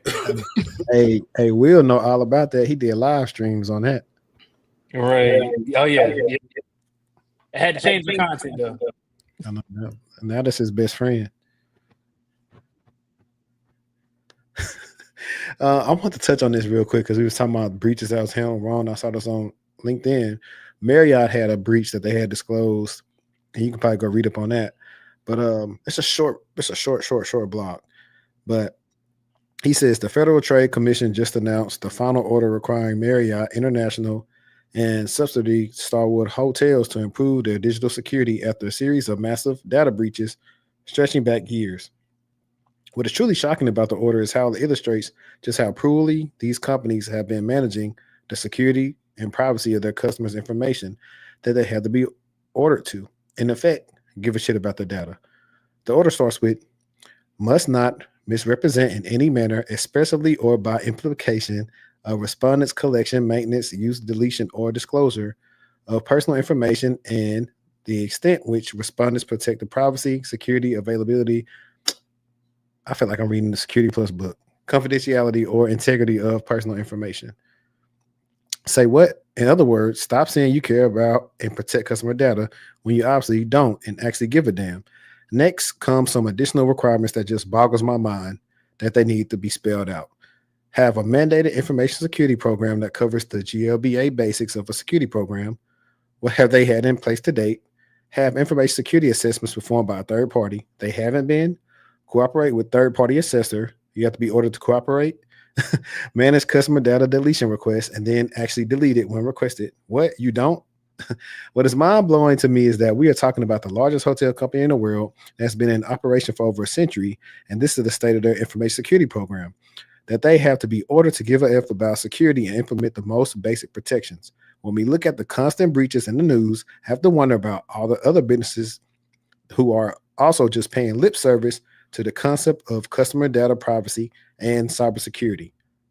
While their disdain for protecting their customers may not be as egregious, you only have to look at the statistics on data breaches to see that the sentiment is widespread. This attitude, which I believe is ultimately tied back to profit incentives within the board and management, is never going to change until we change those incentives. When profits are the only measure of success, we should not be surprised by the continual failures to protect consumer information. He sounds like he fed up. Hotel security typically, traditionally sucks. Okay, it does really bad. So I'm not shocked. It's a little embarrassing for them though. Mandated by the FTC. You definitely don't have it together. Not even, I bet you they don't have a structured cybersecurity plan. And if they do, it's likely extremely outdated. And who's there to help you keep up with the changes? Because this industry is always changing. Right, man. You know them people don't care. As long as the bed's soft, they don't care. That's how I see it. Like I said. Yeah, it's one of those things where it's kind of like, was it negligence if they don't have like a cybersecurity team to protect their data? If they lost all their information, people's credit card information, they have like where they're from, all this information that this PII data, if they were to just lose it or it get hacked or whatever, or somebody internally gives that data away, they would have to pay hefty fines. I don't know why they don't think of that, especially for like large organizations. Bro, I tell you why, especially in the area of hospitality, there's no reason. They got the like if a customer is upset about you losing their data, yo, we got you a free extra night, sir. You get 200 extra points. We've added it to your. We've already taken care of it, and to top it off, sir, you're gonna get free credit monitoring. You know how many credit monitoring services I have right now? I'm like, I don't want you to monitor my. You've done enough. Don't monitor my credit. Help me monitor this issue when somebody listen. This literally happened like 2 years ago on Christmas. Somebody literally stole my Best Buy credit card, or somebody stole my Best Buy credit card number. Bought a PS3. I think it was PS4 at the time. It's PS5. Bought a PS5. Best Buy called me like, "Yo, bro, you just bought? Why you bought 3 PS5s in Chattanooga?" I'm like, "I am in California right this minute. I will send you a selfie." Like, that was not me. You know, they're like, oh, sorry, we'll check your card and turn it off, send you a new number. I'm like, no. Like, send me one of the PS5s because I can't find one, first of all. But then second of all, y'all need to get yourselves together because, like, yo, this ain't how it's supposed to be, you know. So it's not really much that can be done, you know, especially when we oh, sorry, go ahead. We got to get mad enough. I was about to say, man, you sound like Luigi. Yeah. Don't Luigi it now. No, well, not like, but we. She's like, we got to get mad enough. But if you think about it, and I've said this to the viewers before, like, how many times do people that you know in your family, your friends, their data is exposed, compromised, and they be like, well, it don't really matter to me because my credit already bad.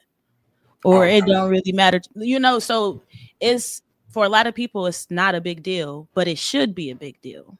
Yeah, people don't really have an understanding as to the implication. I tried to talk to my grandma about it the other day. She's talking to my uncle Junebug. She's like, he came and grabbed my purse up and all my cards fell out and he grabbed them, ran off. I'm like, yo, he got your card, like your debit card? She's like, no, my credit card. I'm like, chase him down the street. Cause like she's like you know, the old folks keep their social security card and the credit card and, you know, a picture of them standing in front of their address. Everything you need to steal their identity. She just got it in her bag. I'm like, grandma, that's a big deal. She's like, no, it ain't. That don't matter. It's out there anyway, is the common excuse. If they want it, they can get it anyway. I'm like, it's not a day. It's your son, it's my uncle.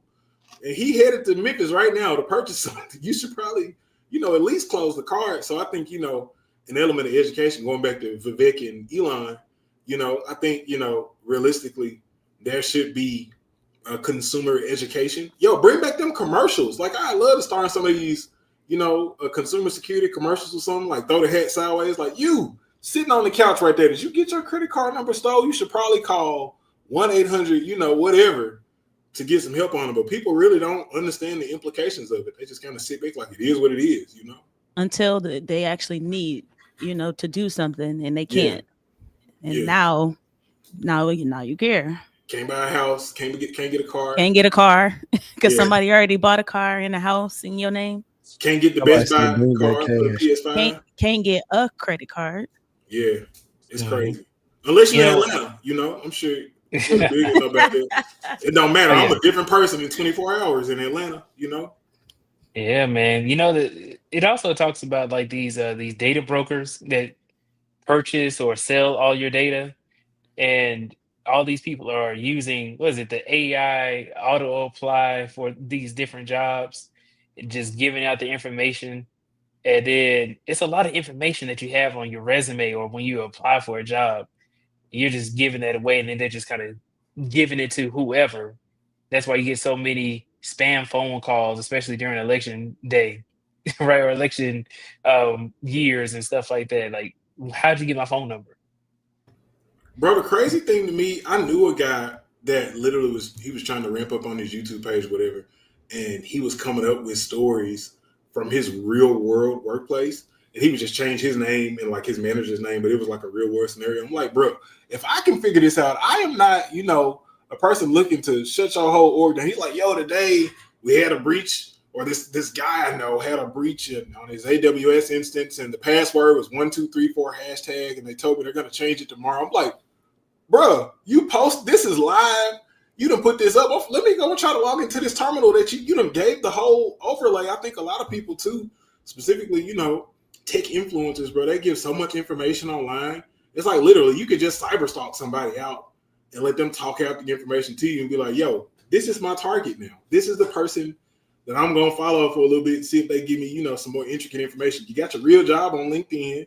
You're talking about real world scenarios at your job. Now I know what tools you use. That's all Scatter Spider do. That's all they do. That's it. We got a subscriber in the backstage. I think it says JDI, so we want to welcome him. Yo, salute. How you guys doing? We good, man. How you doing? Pretty good. I'm enjoying the talk. It's funny. Where you coming from? I'm coming from Macon, Georgia. I currently work in the industry as a new network security consultant. My background is a security analyst for the past about 3 years. That's how long I've been out of school. So it's been pretty interesting so far. Nice, man. Mactown, David Lucas. Yeah, That's how I know about Macon, Georgia. David Lucas. yeah. Man, I had someone to my tongue. Somebody had a question in here, and I want to answer a question. She asked about 5 times, so I really don't want her to feel like we ignoring her. Allison has asked, like, for the umpteenth time. She says, "What about the opportunities for the new graduates on computer science and information technology? Do the opportunities go to H-1B visa workers?" And I mean, all that is contingent on who's hiring, if you want me to be totally honest, and what the company values. Do they value good work or do they value cheap labor? But if we want to go to here, we've seen this backfire. This is one of the real reasons why the Civil War ended. And one, because they want us to be free. The white people, they couldn't even make money because the slaves was doing everything for the low. So if everybody start hiring these workers for the low, some people not gonna make no money, and they're gonna try to reverse it. So we've seen this play out before. We seen it play out before, but we didn't have these. We ain't had Chat GPT tizzle. You feel me? Chat GPT gonna fill the gap. They ain't had that back in the day. All they had was a musket and a whip. Now they got the robots. You know, until that's compromised like Ultron. You know what I'm saying? Then what? No, they ain't gonna get it. Did y'all see Chat? He was down the other day. It was in the middle of me trying to use it. Actually, yeah. Just go to another LLM. What'd you say? Just go to a different LLM. Yeah. No, none of them were working. Really? Like Claude or like the other, the other ones you can choose. I ain't got into Claude yet, but it's on my phone. I got Gemini on my phone. Gemini is too restrictive to me. I like to ask, like, I'm a history buff. I'm very interested in law. I ask things about, I think I typed something in there the other day, like, what are the general comparisons that you see between Luigi and Lee Harvey Oswald as relates to the attempted murder? I was like, yo, this is against our regulations, and we reported you to the FBI, sir. Like, what you doing over there, But ChatGPT is a little bit more urban. Yeah. It's going to give you the answer, and then after it tell you the answer, it's going to be like, this could be against our guidelines. Yeah, but the interesting thing I've just found out, I went to Microsoft the other day, and they were explaining how Copilot works. And they were saying that the actual model itself doesn't store any data or any information. It's the actual application that you're using. So if you can just use like the API for the model instead of going on the application, you can like ask it different questions. It won't report you. It won't do all those different things like the application. Yeah. You can go to Reddit. I think it's LLM After Dark. And they have offline repositories that you can use. They even have a few that are stood up in the deep web.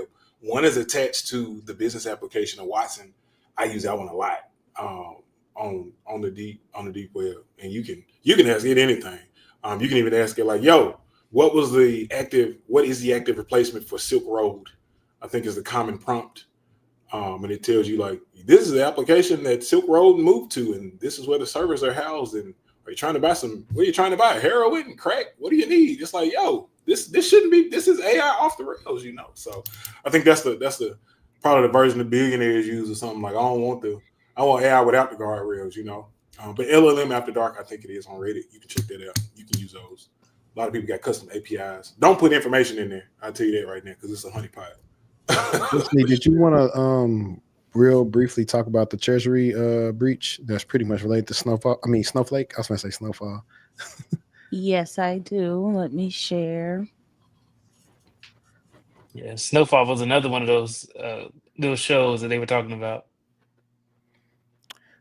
But all them shows actually just show you kind of how to make it in life, though. For real. Snowfall show you how to make it in life, you think? Not to be like Franklin, be like Leon. Man, Franklin was free at the end. He got to pay no bills. He could live on the streets for free. I really like Leon. He's my favorite character. Yeah. I'll never forgive his mama for that. Chinese hackers breach U.S. Treasury network, gain access to some files. Third-party cybersecurity provider was compromised after hackers obtained key to override certain systems. Another third-party provider. Chinese state-sponsored hackers breached the U.S. Treasury Department earlier this month, accessing several employee workstations and unclassified documents, according to an agency spokesperson. The breach was orchestrated via a third-party cybersecurity service provider, Beyond Trust. Hackers were able to gain access to a key used by the vendor to override certain parts of the system, according to a letter the Treasury Department sent to lawmakers on Monday that was reviewed by The Guardian. The compromised Beyond Trust service has been taken offline, and there is no evidence indicating the threat actor has continued access to Treasury systems or information. The hack comes amid reports that Chinese state-sponsored actors also breached 3 of the largest U.S. telecommunication companies earlier this month. During that breach, called Salt Typhoon, cybercriminals were able to gain access to lawmakers' phone calls and text messages. After the alert from Beyond Trust, the Treasury Department contacted the Cybersecurity and Infrastructure Security Agency, the Federal Bureau of Investigation, and third-party forensic investigators to determine the impact of the incident. The Treasury Department said more details will be made available in a 30-day supplemental report. Treasury takes very seriously all threats against our systems and the data it holds, the spokesperson said. Over the last 4 years, Treasury has significantly bolstered its cyber defense, and we will continue to work with both private and public sector partners to protect our financial system from threat actors. Beyond Trust said on its website that it had recently identified a security incident that involved a limited number of customers of its remote support software. The statement said a digital key had been compromised in the incident and that an investigation was underway. So yeah, that's the end. Yeah, I figured that was like an old like access key or something that they had access to. And I got to go back and track what happened with Snowflake. I think everybody kind of got hit in similar ways. Yeah. Typically, for people who are listening, a lot of times when you see these third-party breaches and you find out your company does some information with them, you're immediately just trying to figure out, all right, what our data that we have that we share with y'all is susceptible, so you can kind of get on top of it, because you can't really rely on them to do what they're supposed to, or else you wouldn't have to reach out to them in the first place.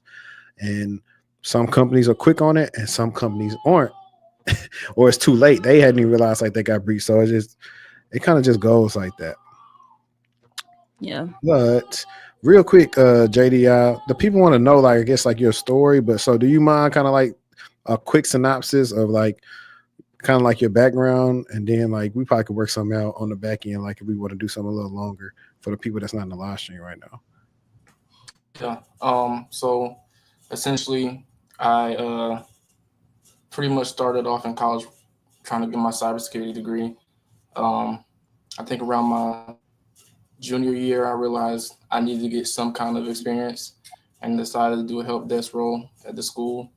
And then just through like networking, I met somebody who was in my class who worked at the school's security operations center, which protected the hospital side of the school and then the school. And he told me how to get involved. And I didn't think I would be qualified because my GPA was too low at the time, but I still applied and I studied for the questions, got the job, and got some good stock experience there as an associate. And then through that experience, I threw it on LinkedIn and used LinkedIn Premium, and a company called ReliaQuest that reached out to me after I graduated. And I didn't really know anything about them. And I was like, it's an opportunity to go down to a place, and go down to Tampa, get some real life experience and get some real cybersecurity experience. So I moved down there in 2022. And I worked there as a SOC analyst for about 2 years. Just networked there, met a lot of good people. And then after that, my dad got sick. And at that point, I needed a remote job to be able to be a little bit more flexible to take care of him and also continue to work. So thankfully, through God, I just put my feelers out there and again, turned on LinkedIn Premium, and some opportunities came rolling in. And I got opportunity to work at Expel, MDR, or Expel Inc., I believe, and worked there for about 6 months. And again, I'm going to just stress it again, like networking is very powerful. Through a threat hunter I met at the first job that, at ReliaQuest, he got me an opportunity to work as a network security consultant for this company based out of Arizona. And again, I didn't think I was qualified for the job, but they took a chance on me. And yeah, the rest is history. I think I just saw everybody leave.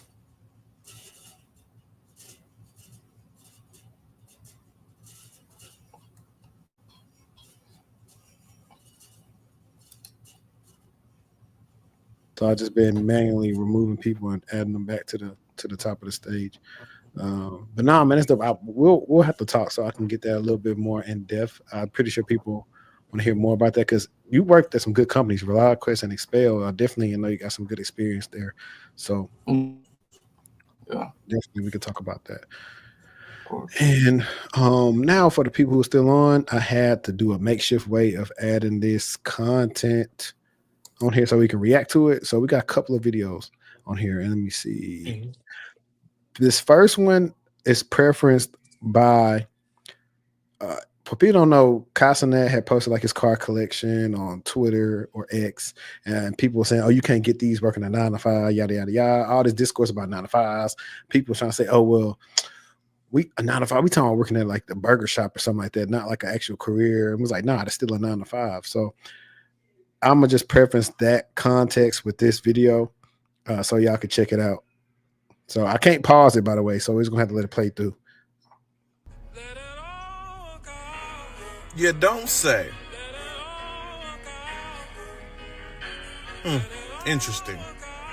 Now, y'all sat up there for the past week arguing with me about Casanet, 9 to 5, they don't make no money, blah, blah, blah. See, and I told y'all, I don't talk about shit I don't know what the fuck I'm talking about. I told y'all this shit. There you have a young black lady in STEM. I think she's like a biochemist or something like that. Some crazy ass shit. Pulling in, take home after taxes, 10 bands of fucking money. And you know what? Instead of somebody asking, what is your career? What is your job? What did you do to get there? What did they do? They told that lady she was lying to the point where she had to post her pay stubs and what she was making to be transparent to shut y'all the fuck up. And that's what I'm saying. People don't know what the hell they be talking about. Y'all be broke. Y'all see the ceiling that y'all are in and y'all project and cast that on everybody else and say, oh, these nice things that y'all want are unobtainable. You can't get a car. You can't get a house. You can't get it. So you turn around and think everybody else can't. Because you have to dream and aspire to be a celebrity, to be the next rapper, to be a next streamer, because that's all you know.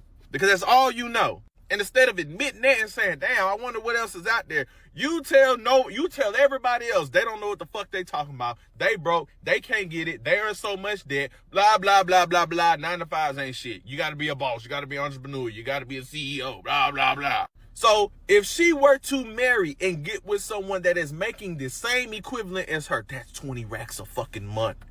And if both of y'all are stable people, guess what? Getting together just cut your bills in fucking half. It's just crazy to me when black people, when we get on here and we try to tell y'all about jobs, careers, doing things like that. You can have nice things if you do this, put your head down, grind, get the paper. We get told we're lying. When we get told we don't know what we're talking about. We get told, oh, did you pay cash? Oh, but you got to lease and you got to do this and you ain't doing it big like that. But if a white boy told y'all the same shit, I be telling y'all, oh, he's smart with his money. He know what he doing. Yeah, you don't use your own money. Use the credit. Credit is king. Oh, yeah, use the bank's money, not your money. Keep your money in your pocket. Y'all don't tell them white boys to pay cash, and then they turn around and say y'all a motherfucking course. When I'm over here giving y'all the game for free, for the free. People will give y'all the game for the free. Y'all tell black people that we don't have it because we ain't pay cash. But you know how it goes. If it ain't no rapper, athlete, or entertainer, black folk ain't gonna listen if he black. But then y'all get mad and wonder why these companies sit there and throw rappers and shit and instead of politicians or career people at y'all when it's time to vote. Because that's what y'all fucking like. Because if it ain't a white man telling y'all something, y'all don't want to hear it. Benny went off. And background, Benny is from, we both from Shreveport, so he really be going off on TikTok. And to answer your question in the private chat, I only work 40. Nothing more, nothing less. Only time I might work more if I'm on call. Yeah. So I was gonna say, are you passing it to me? Yeah, I'm passing it to you. Yeah, man. I mean, like, I think there's a difference, right? Because even when I was a contractor, I'd work more than 40 hours because I was on call. I was on a DevOps team. And then now that I'm salary, I'm also on a DevOps team. So I had to do the maintenance and support. So it's more than just 40 hours per week. So when you say like 9 to 5, and then also it changes because like a 9 to 5 entails that, hey, I clock in, I clock out at this time, and then I completely leave from work. But then they also leave out that sometimes you have to like catch up on studying the actual job that you have. So if you are trying to be a good engineer, you have to be able to study even after you leave from work. So that way you can go into the next day and you can hit your calls and you know exactly what to talk about. So it requires a little bit more than just a 9 to 5. There's a lot of work that's involved. It's a lot of hard work as well. But another thing is that when they say like, "Oh yeah, 9 to 5," like looking down on 9 to 5 jobs. I mean, you can buy companies. You can also be an entrepreneur as you work your 9 to 5. So and I think really the companies and the businesses that do the best are from industry leaders. Like if you worked in cybersecurity or you worked in website development for several years, you can consult and that can be your business and you have the industry knowledge to be able to do well. Look at people who are CPAs, CFPs in finance industry. They run their own practice after they've worked in the industry for several years. Their businesses will do well. Yeah. You just made me think about pocket watching with JT. But no, I mean, what did I see something in here? The thing is, our people don't believe it until they know someone who's doing it. And I'm glad they said that because that goes into, if anybody wants to know the context of what I'm talking about, go to the snippet video I did from Bryson and I's episode about the truth about working in tech. And it's titled IT Manager Shares the Truth About Working at Netflix. And you're going to see this long thread about this guy saying this stuff about black people, yada, yada, yada. And everybody on there is trying to tell them different things as far as like, look, a lot of people got to see it to believe it. I've said plenty of times, I didn't really know anything about IT or tech. Like my first black person, me witnessing doing stuff like this was the IT director at the College of Business who I was working for at the time. That's my first example of it. And I was, 19 at the time? Yeah, 19 at the time. And now the benefit that the youngins have now is they could be as young as whatever and see us on YouTube. And so that's the whole benefit of all this. Like the payoff comes later when people just start seeing your videos and they just start binging them and they message you about like, hey, I saw this, I'm interested in doing XYZ, yada, yada, yada. I get that like all the time. So that's where it comes at because a lot of people don't know. Like think about how bad some of these school districts are and where some of these people are in the state. And people always say, well, anybody can get a computer, anybody can do this and that. Man, there's so many different things. You can't just put that on everybody. Everybody's situation is different. Yeah, and also, just like you said, if you're not exposed to that, like growing up, I didn't know no project managers. I barely even knew what my grandparents did because they just weren't sitting around talking. I just found out my granddad was an engineer when I was getting my master's.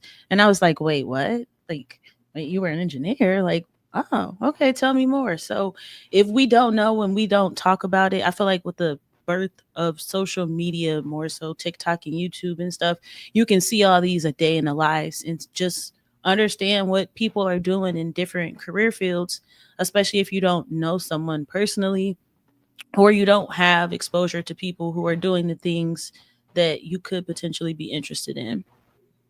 No, That also. Oh, go not ahead, great. Adrian. I was gonna say, man, is that also plays a part when you're looking for a job. Because Yeah. I remember when I was looking for a job and nobody in my family knew like software engineers or anybody working at IT, they were like, "Oh man, just become a truck driver."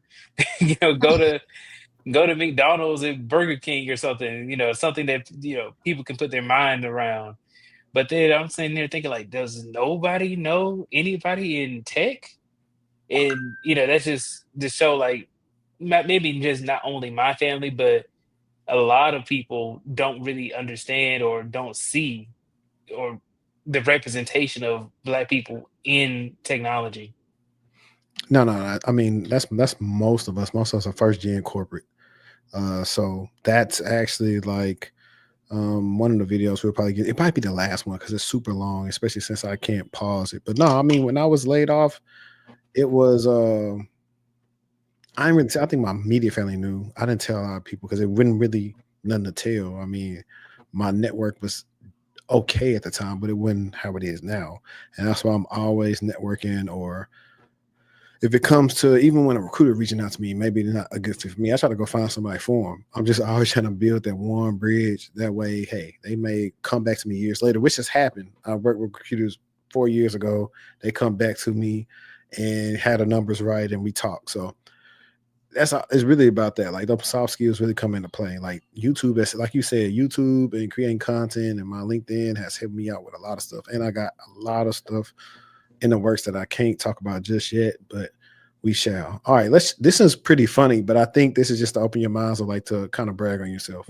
Everything that you do at that job is a resume bullet point, friend. Okay, I'm having small talk with my manager. We're just talking about the snacks that they are offering in the break room, and I said, well, you do know that Sam's Club has a $20 a year membership, and they honestly have better snacks. So I think you guys should really kind of look into Sam's Club. And he said, wow, that's a great idea. And you know what I put on my resume? That I spearheaded the efforts to reduce spending for our company, and that resulted in a 20% increase back into the budget. Everything that you do at that job, friend, you put on that resume. I love you. I'm just trying to bring some peace into their household. Period. So who gonna be? She said what she said. She said what she said, and I agree with her. I think it's a learned skill set, especially for a first gen. Like we're already coming in feeling like we're behind, right? We're already feeling imposter syndrome a lot of the times. So we're not necessarily coming in knowing, oh, I need to be documenting what I'm doing this week because at some point I'm gonna have performance review or evaluation. I'm gonna have to talk about what I'm doing, what impact I'm making. But if no one tells you, how you're supposed to know? It's one of those things. So now let's say you get laid off. You ain't been keeping track of anything. You can't even, you done so much in a month, a week, whatever it may be. You can't even recollect, okay, what did I do with them? So always make sure you have that running documentation to illustrate your value and impact. And that's the hardest thing when it comes to resumes. People don't have their achievements mapped out. So it's like, what you want me to do with this? I mean, I can go make some stuff up, but you need to be able to talk to this stuff when it comes to your interview. Yeah, man. You got to use that word spearheaded in your resume, man. Absolutely love it. Because ChatGPT just uses it. So that's why I put it in there. But I got to say this too, is that it kind of goes back to that video recording or like telling people about the things that you do. You go up on stand up every single morning and tell people, oh, this is what I did. And this is what I'm working on. Do I have any blockers? You're using Jira. What I always do is you can actually download all of the tickets that you worked on in Jira and then use that to help yourself in your performance review or to help you with writing up your resume. That's what I did in order to build up my resume. Oh, I worked on this project I completely forgot about like 2 months ago or 3 months ago that actually did provide value. And then you can see what other people did in relation to the work that you've done. Let me get to these last two. What's going on, Kevin, man? I recognize you. I see you support the channel and stuff a lot, man. So salute to you for camming up.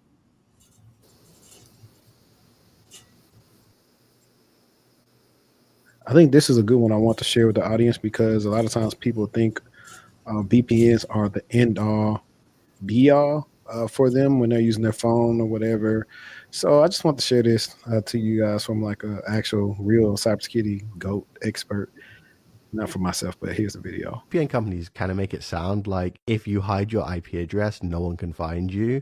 So everyone focuses only on hiding their IP address and not the billions of other signals that they leave all over the internet. Ad agencies, they don't track you by your IP address because they know an IP address is not an identifier of an individual. It changes, or multiple people can share a same IP address. Most apps they assign you a unique advertiser identity.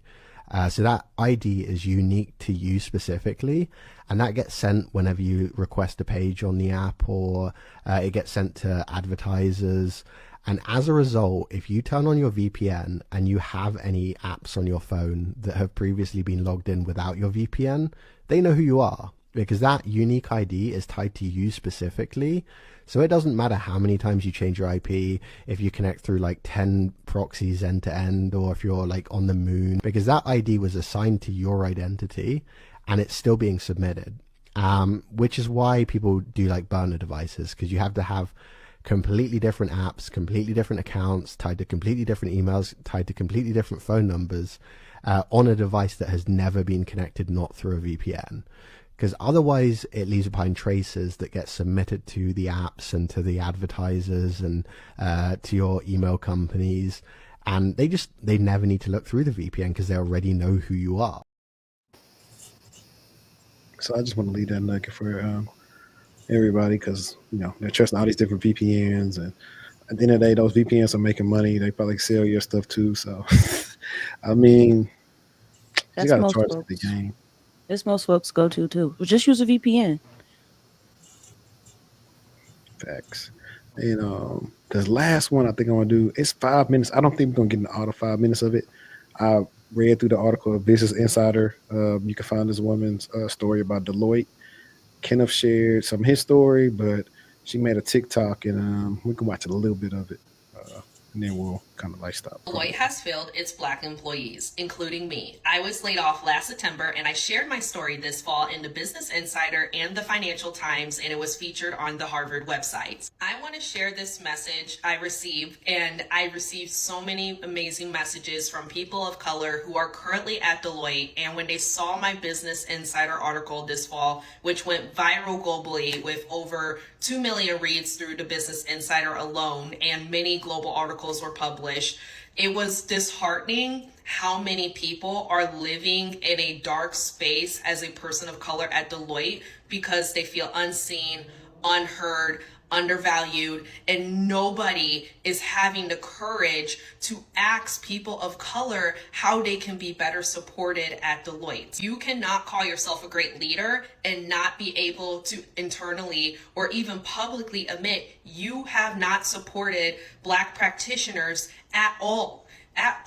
And I say this confidently because so many people, whether they used to work at Deloitte 20 years ago or who are working there now, are suffering because people are not acknowledging that the system at Deloitte was not built to support us. Now, let's be blunt in that Deloitte is a difficult place for all people of all backgrounds. I have so many messages from all of you, regardless of your ethnicity, what you identify as, that you have experienced a lot of trauma at Deloitte. That is a fact.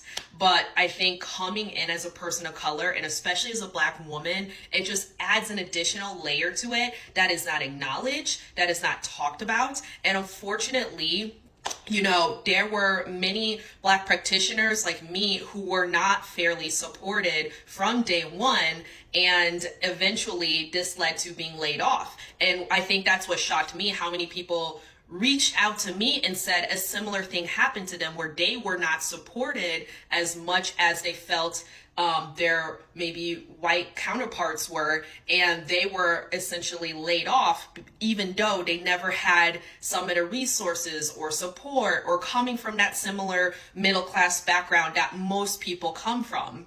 And I think that it's so important that not just Deloitte, companies need to stop being afraid of these hard conversations. Stop being afraid and trying to cover up and put out these reports saying, look at us, look at our DEI numbers. We hired people of color. Your people are suffering. Your people are miserable internally. You can't say you value authenticity and you value Black people and you don't listen to their voices. Deloitte listened to my voice once I left and the world listened. But that's where they failed. They should have been listening not only to me, other Black practitioners internally. If it takes somebody like me going globally viral for you to even realize that you have done so many Black practitioners a disservice by not valuing their uniqueness and not valuing that their experiences and their background is different and the kind of support they need is going to be different in this environment. And really the most important. Sure, I'm gonna stop right there because she was cooking, but you can go find her full TikTok somewhere else. But I'll just say that's most companies, they don't really pay attention to us, let alone other people. Like it's about the bottom dollar or the company culture. And I've had my own experience. I ain't go to Business Insider, but I went to the business of YouTube and I aired out Goldman Sachs, and they was furious when they saw that video, which lets you know that a lot of stuff I said was true. So that's typically what kind of happens. It's like they'll treat you bad as long as nobody know about it. But once everybody know, that's when they try to get their act together. Sometimes you got to be the sacrificial lamb for that. It sucks, but it happens. And then sometimes too, pros and cons of going viral in Business Insider. Some companies that you want to interview for may not like that either. So sometimes that depends as well. So it's one of the things you got to like, well, hopefully I get some kickbacks from people subscribing to Business Insider for this because I'm like, you know, what the deal is. But anybody else got any thoughts on what she said? You know, I had did 2 interviews with Deloitte a few months ago, man. They had ghosted me. But I think about it as we finally get to the point where we get hired on, and then just like how you said, HD, some of them are just like pointless jobs. Like they don't really actually want us to really do anything.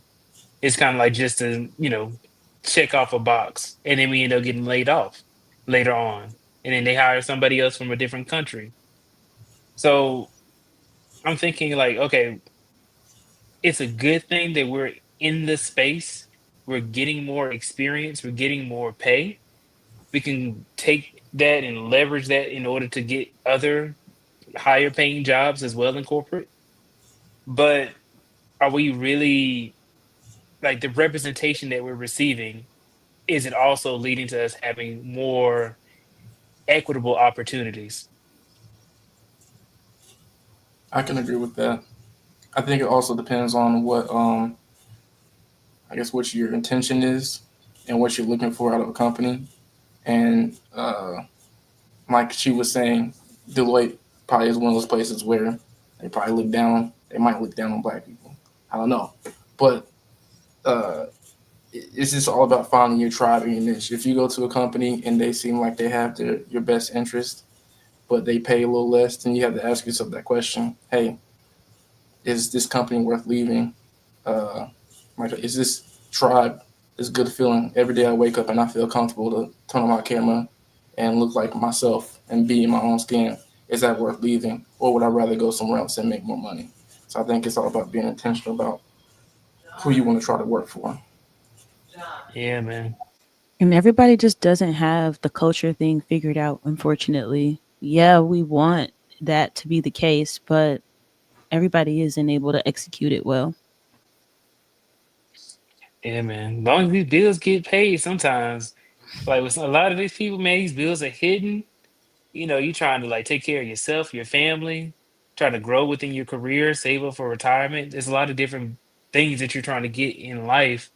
And these jobs do help with it. But you also want to like where you're working and feel as though that you're impactful, or feel that you're getting to the next level as well.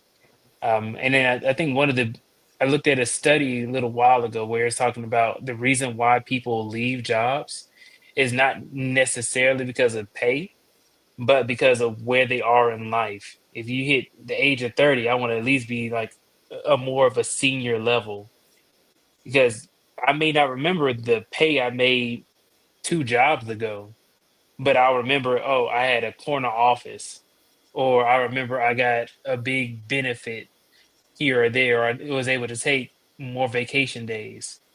So those are some things that I think that should be addressed when we're talking about getting into the corporate environment, especially for us, for Black people. No, no doubt, man. Well, this live stream, unfortunately, is coming to an end. This is the last one that we streaming for 2024. Next time you see us will be 2025. So I appreciate everybody that's been rocking with us. We got a lot of stuff that we're gonna be working on trying to put together for next year. So y'all just hang in tight and rock with us. And people that's watching on the replay, shout out to y'all. I just started Discord. I'm moving away from Slack, so I'll be putting that link out soon. And yeah, man, let's run it up next year, man. I wish every one of y'all a happy new year. And y'all don't do nothing I want to do. But until next time, we out. Peace. Likewise. Salute.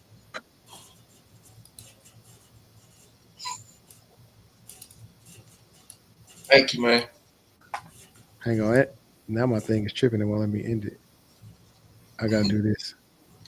This I talking about, Destiny. They were like, "What's going on?" I'm trying to end it and I can't. And enjoying y'all conversation, bro. Let me see. Thank y'all, man. Y'all a blessing to me, man. Real talk. Y'all amazing, man. Thank y'all for the opportunity just to listen, y'all, man. The weaponizing, man. I appreciate from the bottom of my heart, man. I'm trying not to cry, y'all, man, but man, just learning from y'all, brothers and sisters. Just I can't explain what it means to me. AD, I was talking about you today, my favorite brother, man.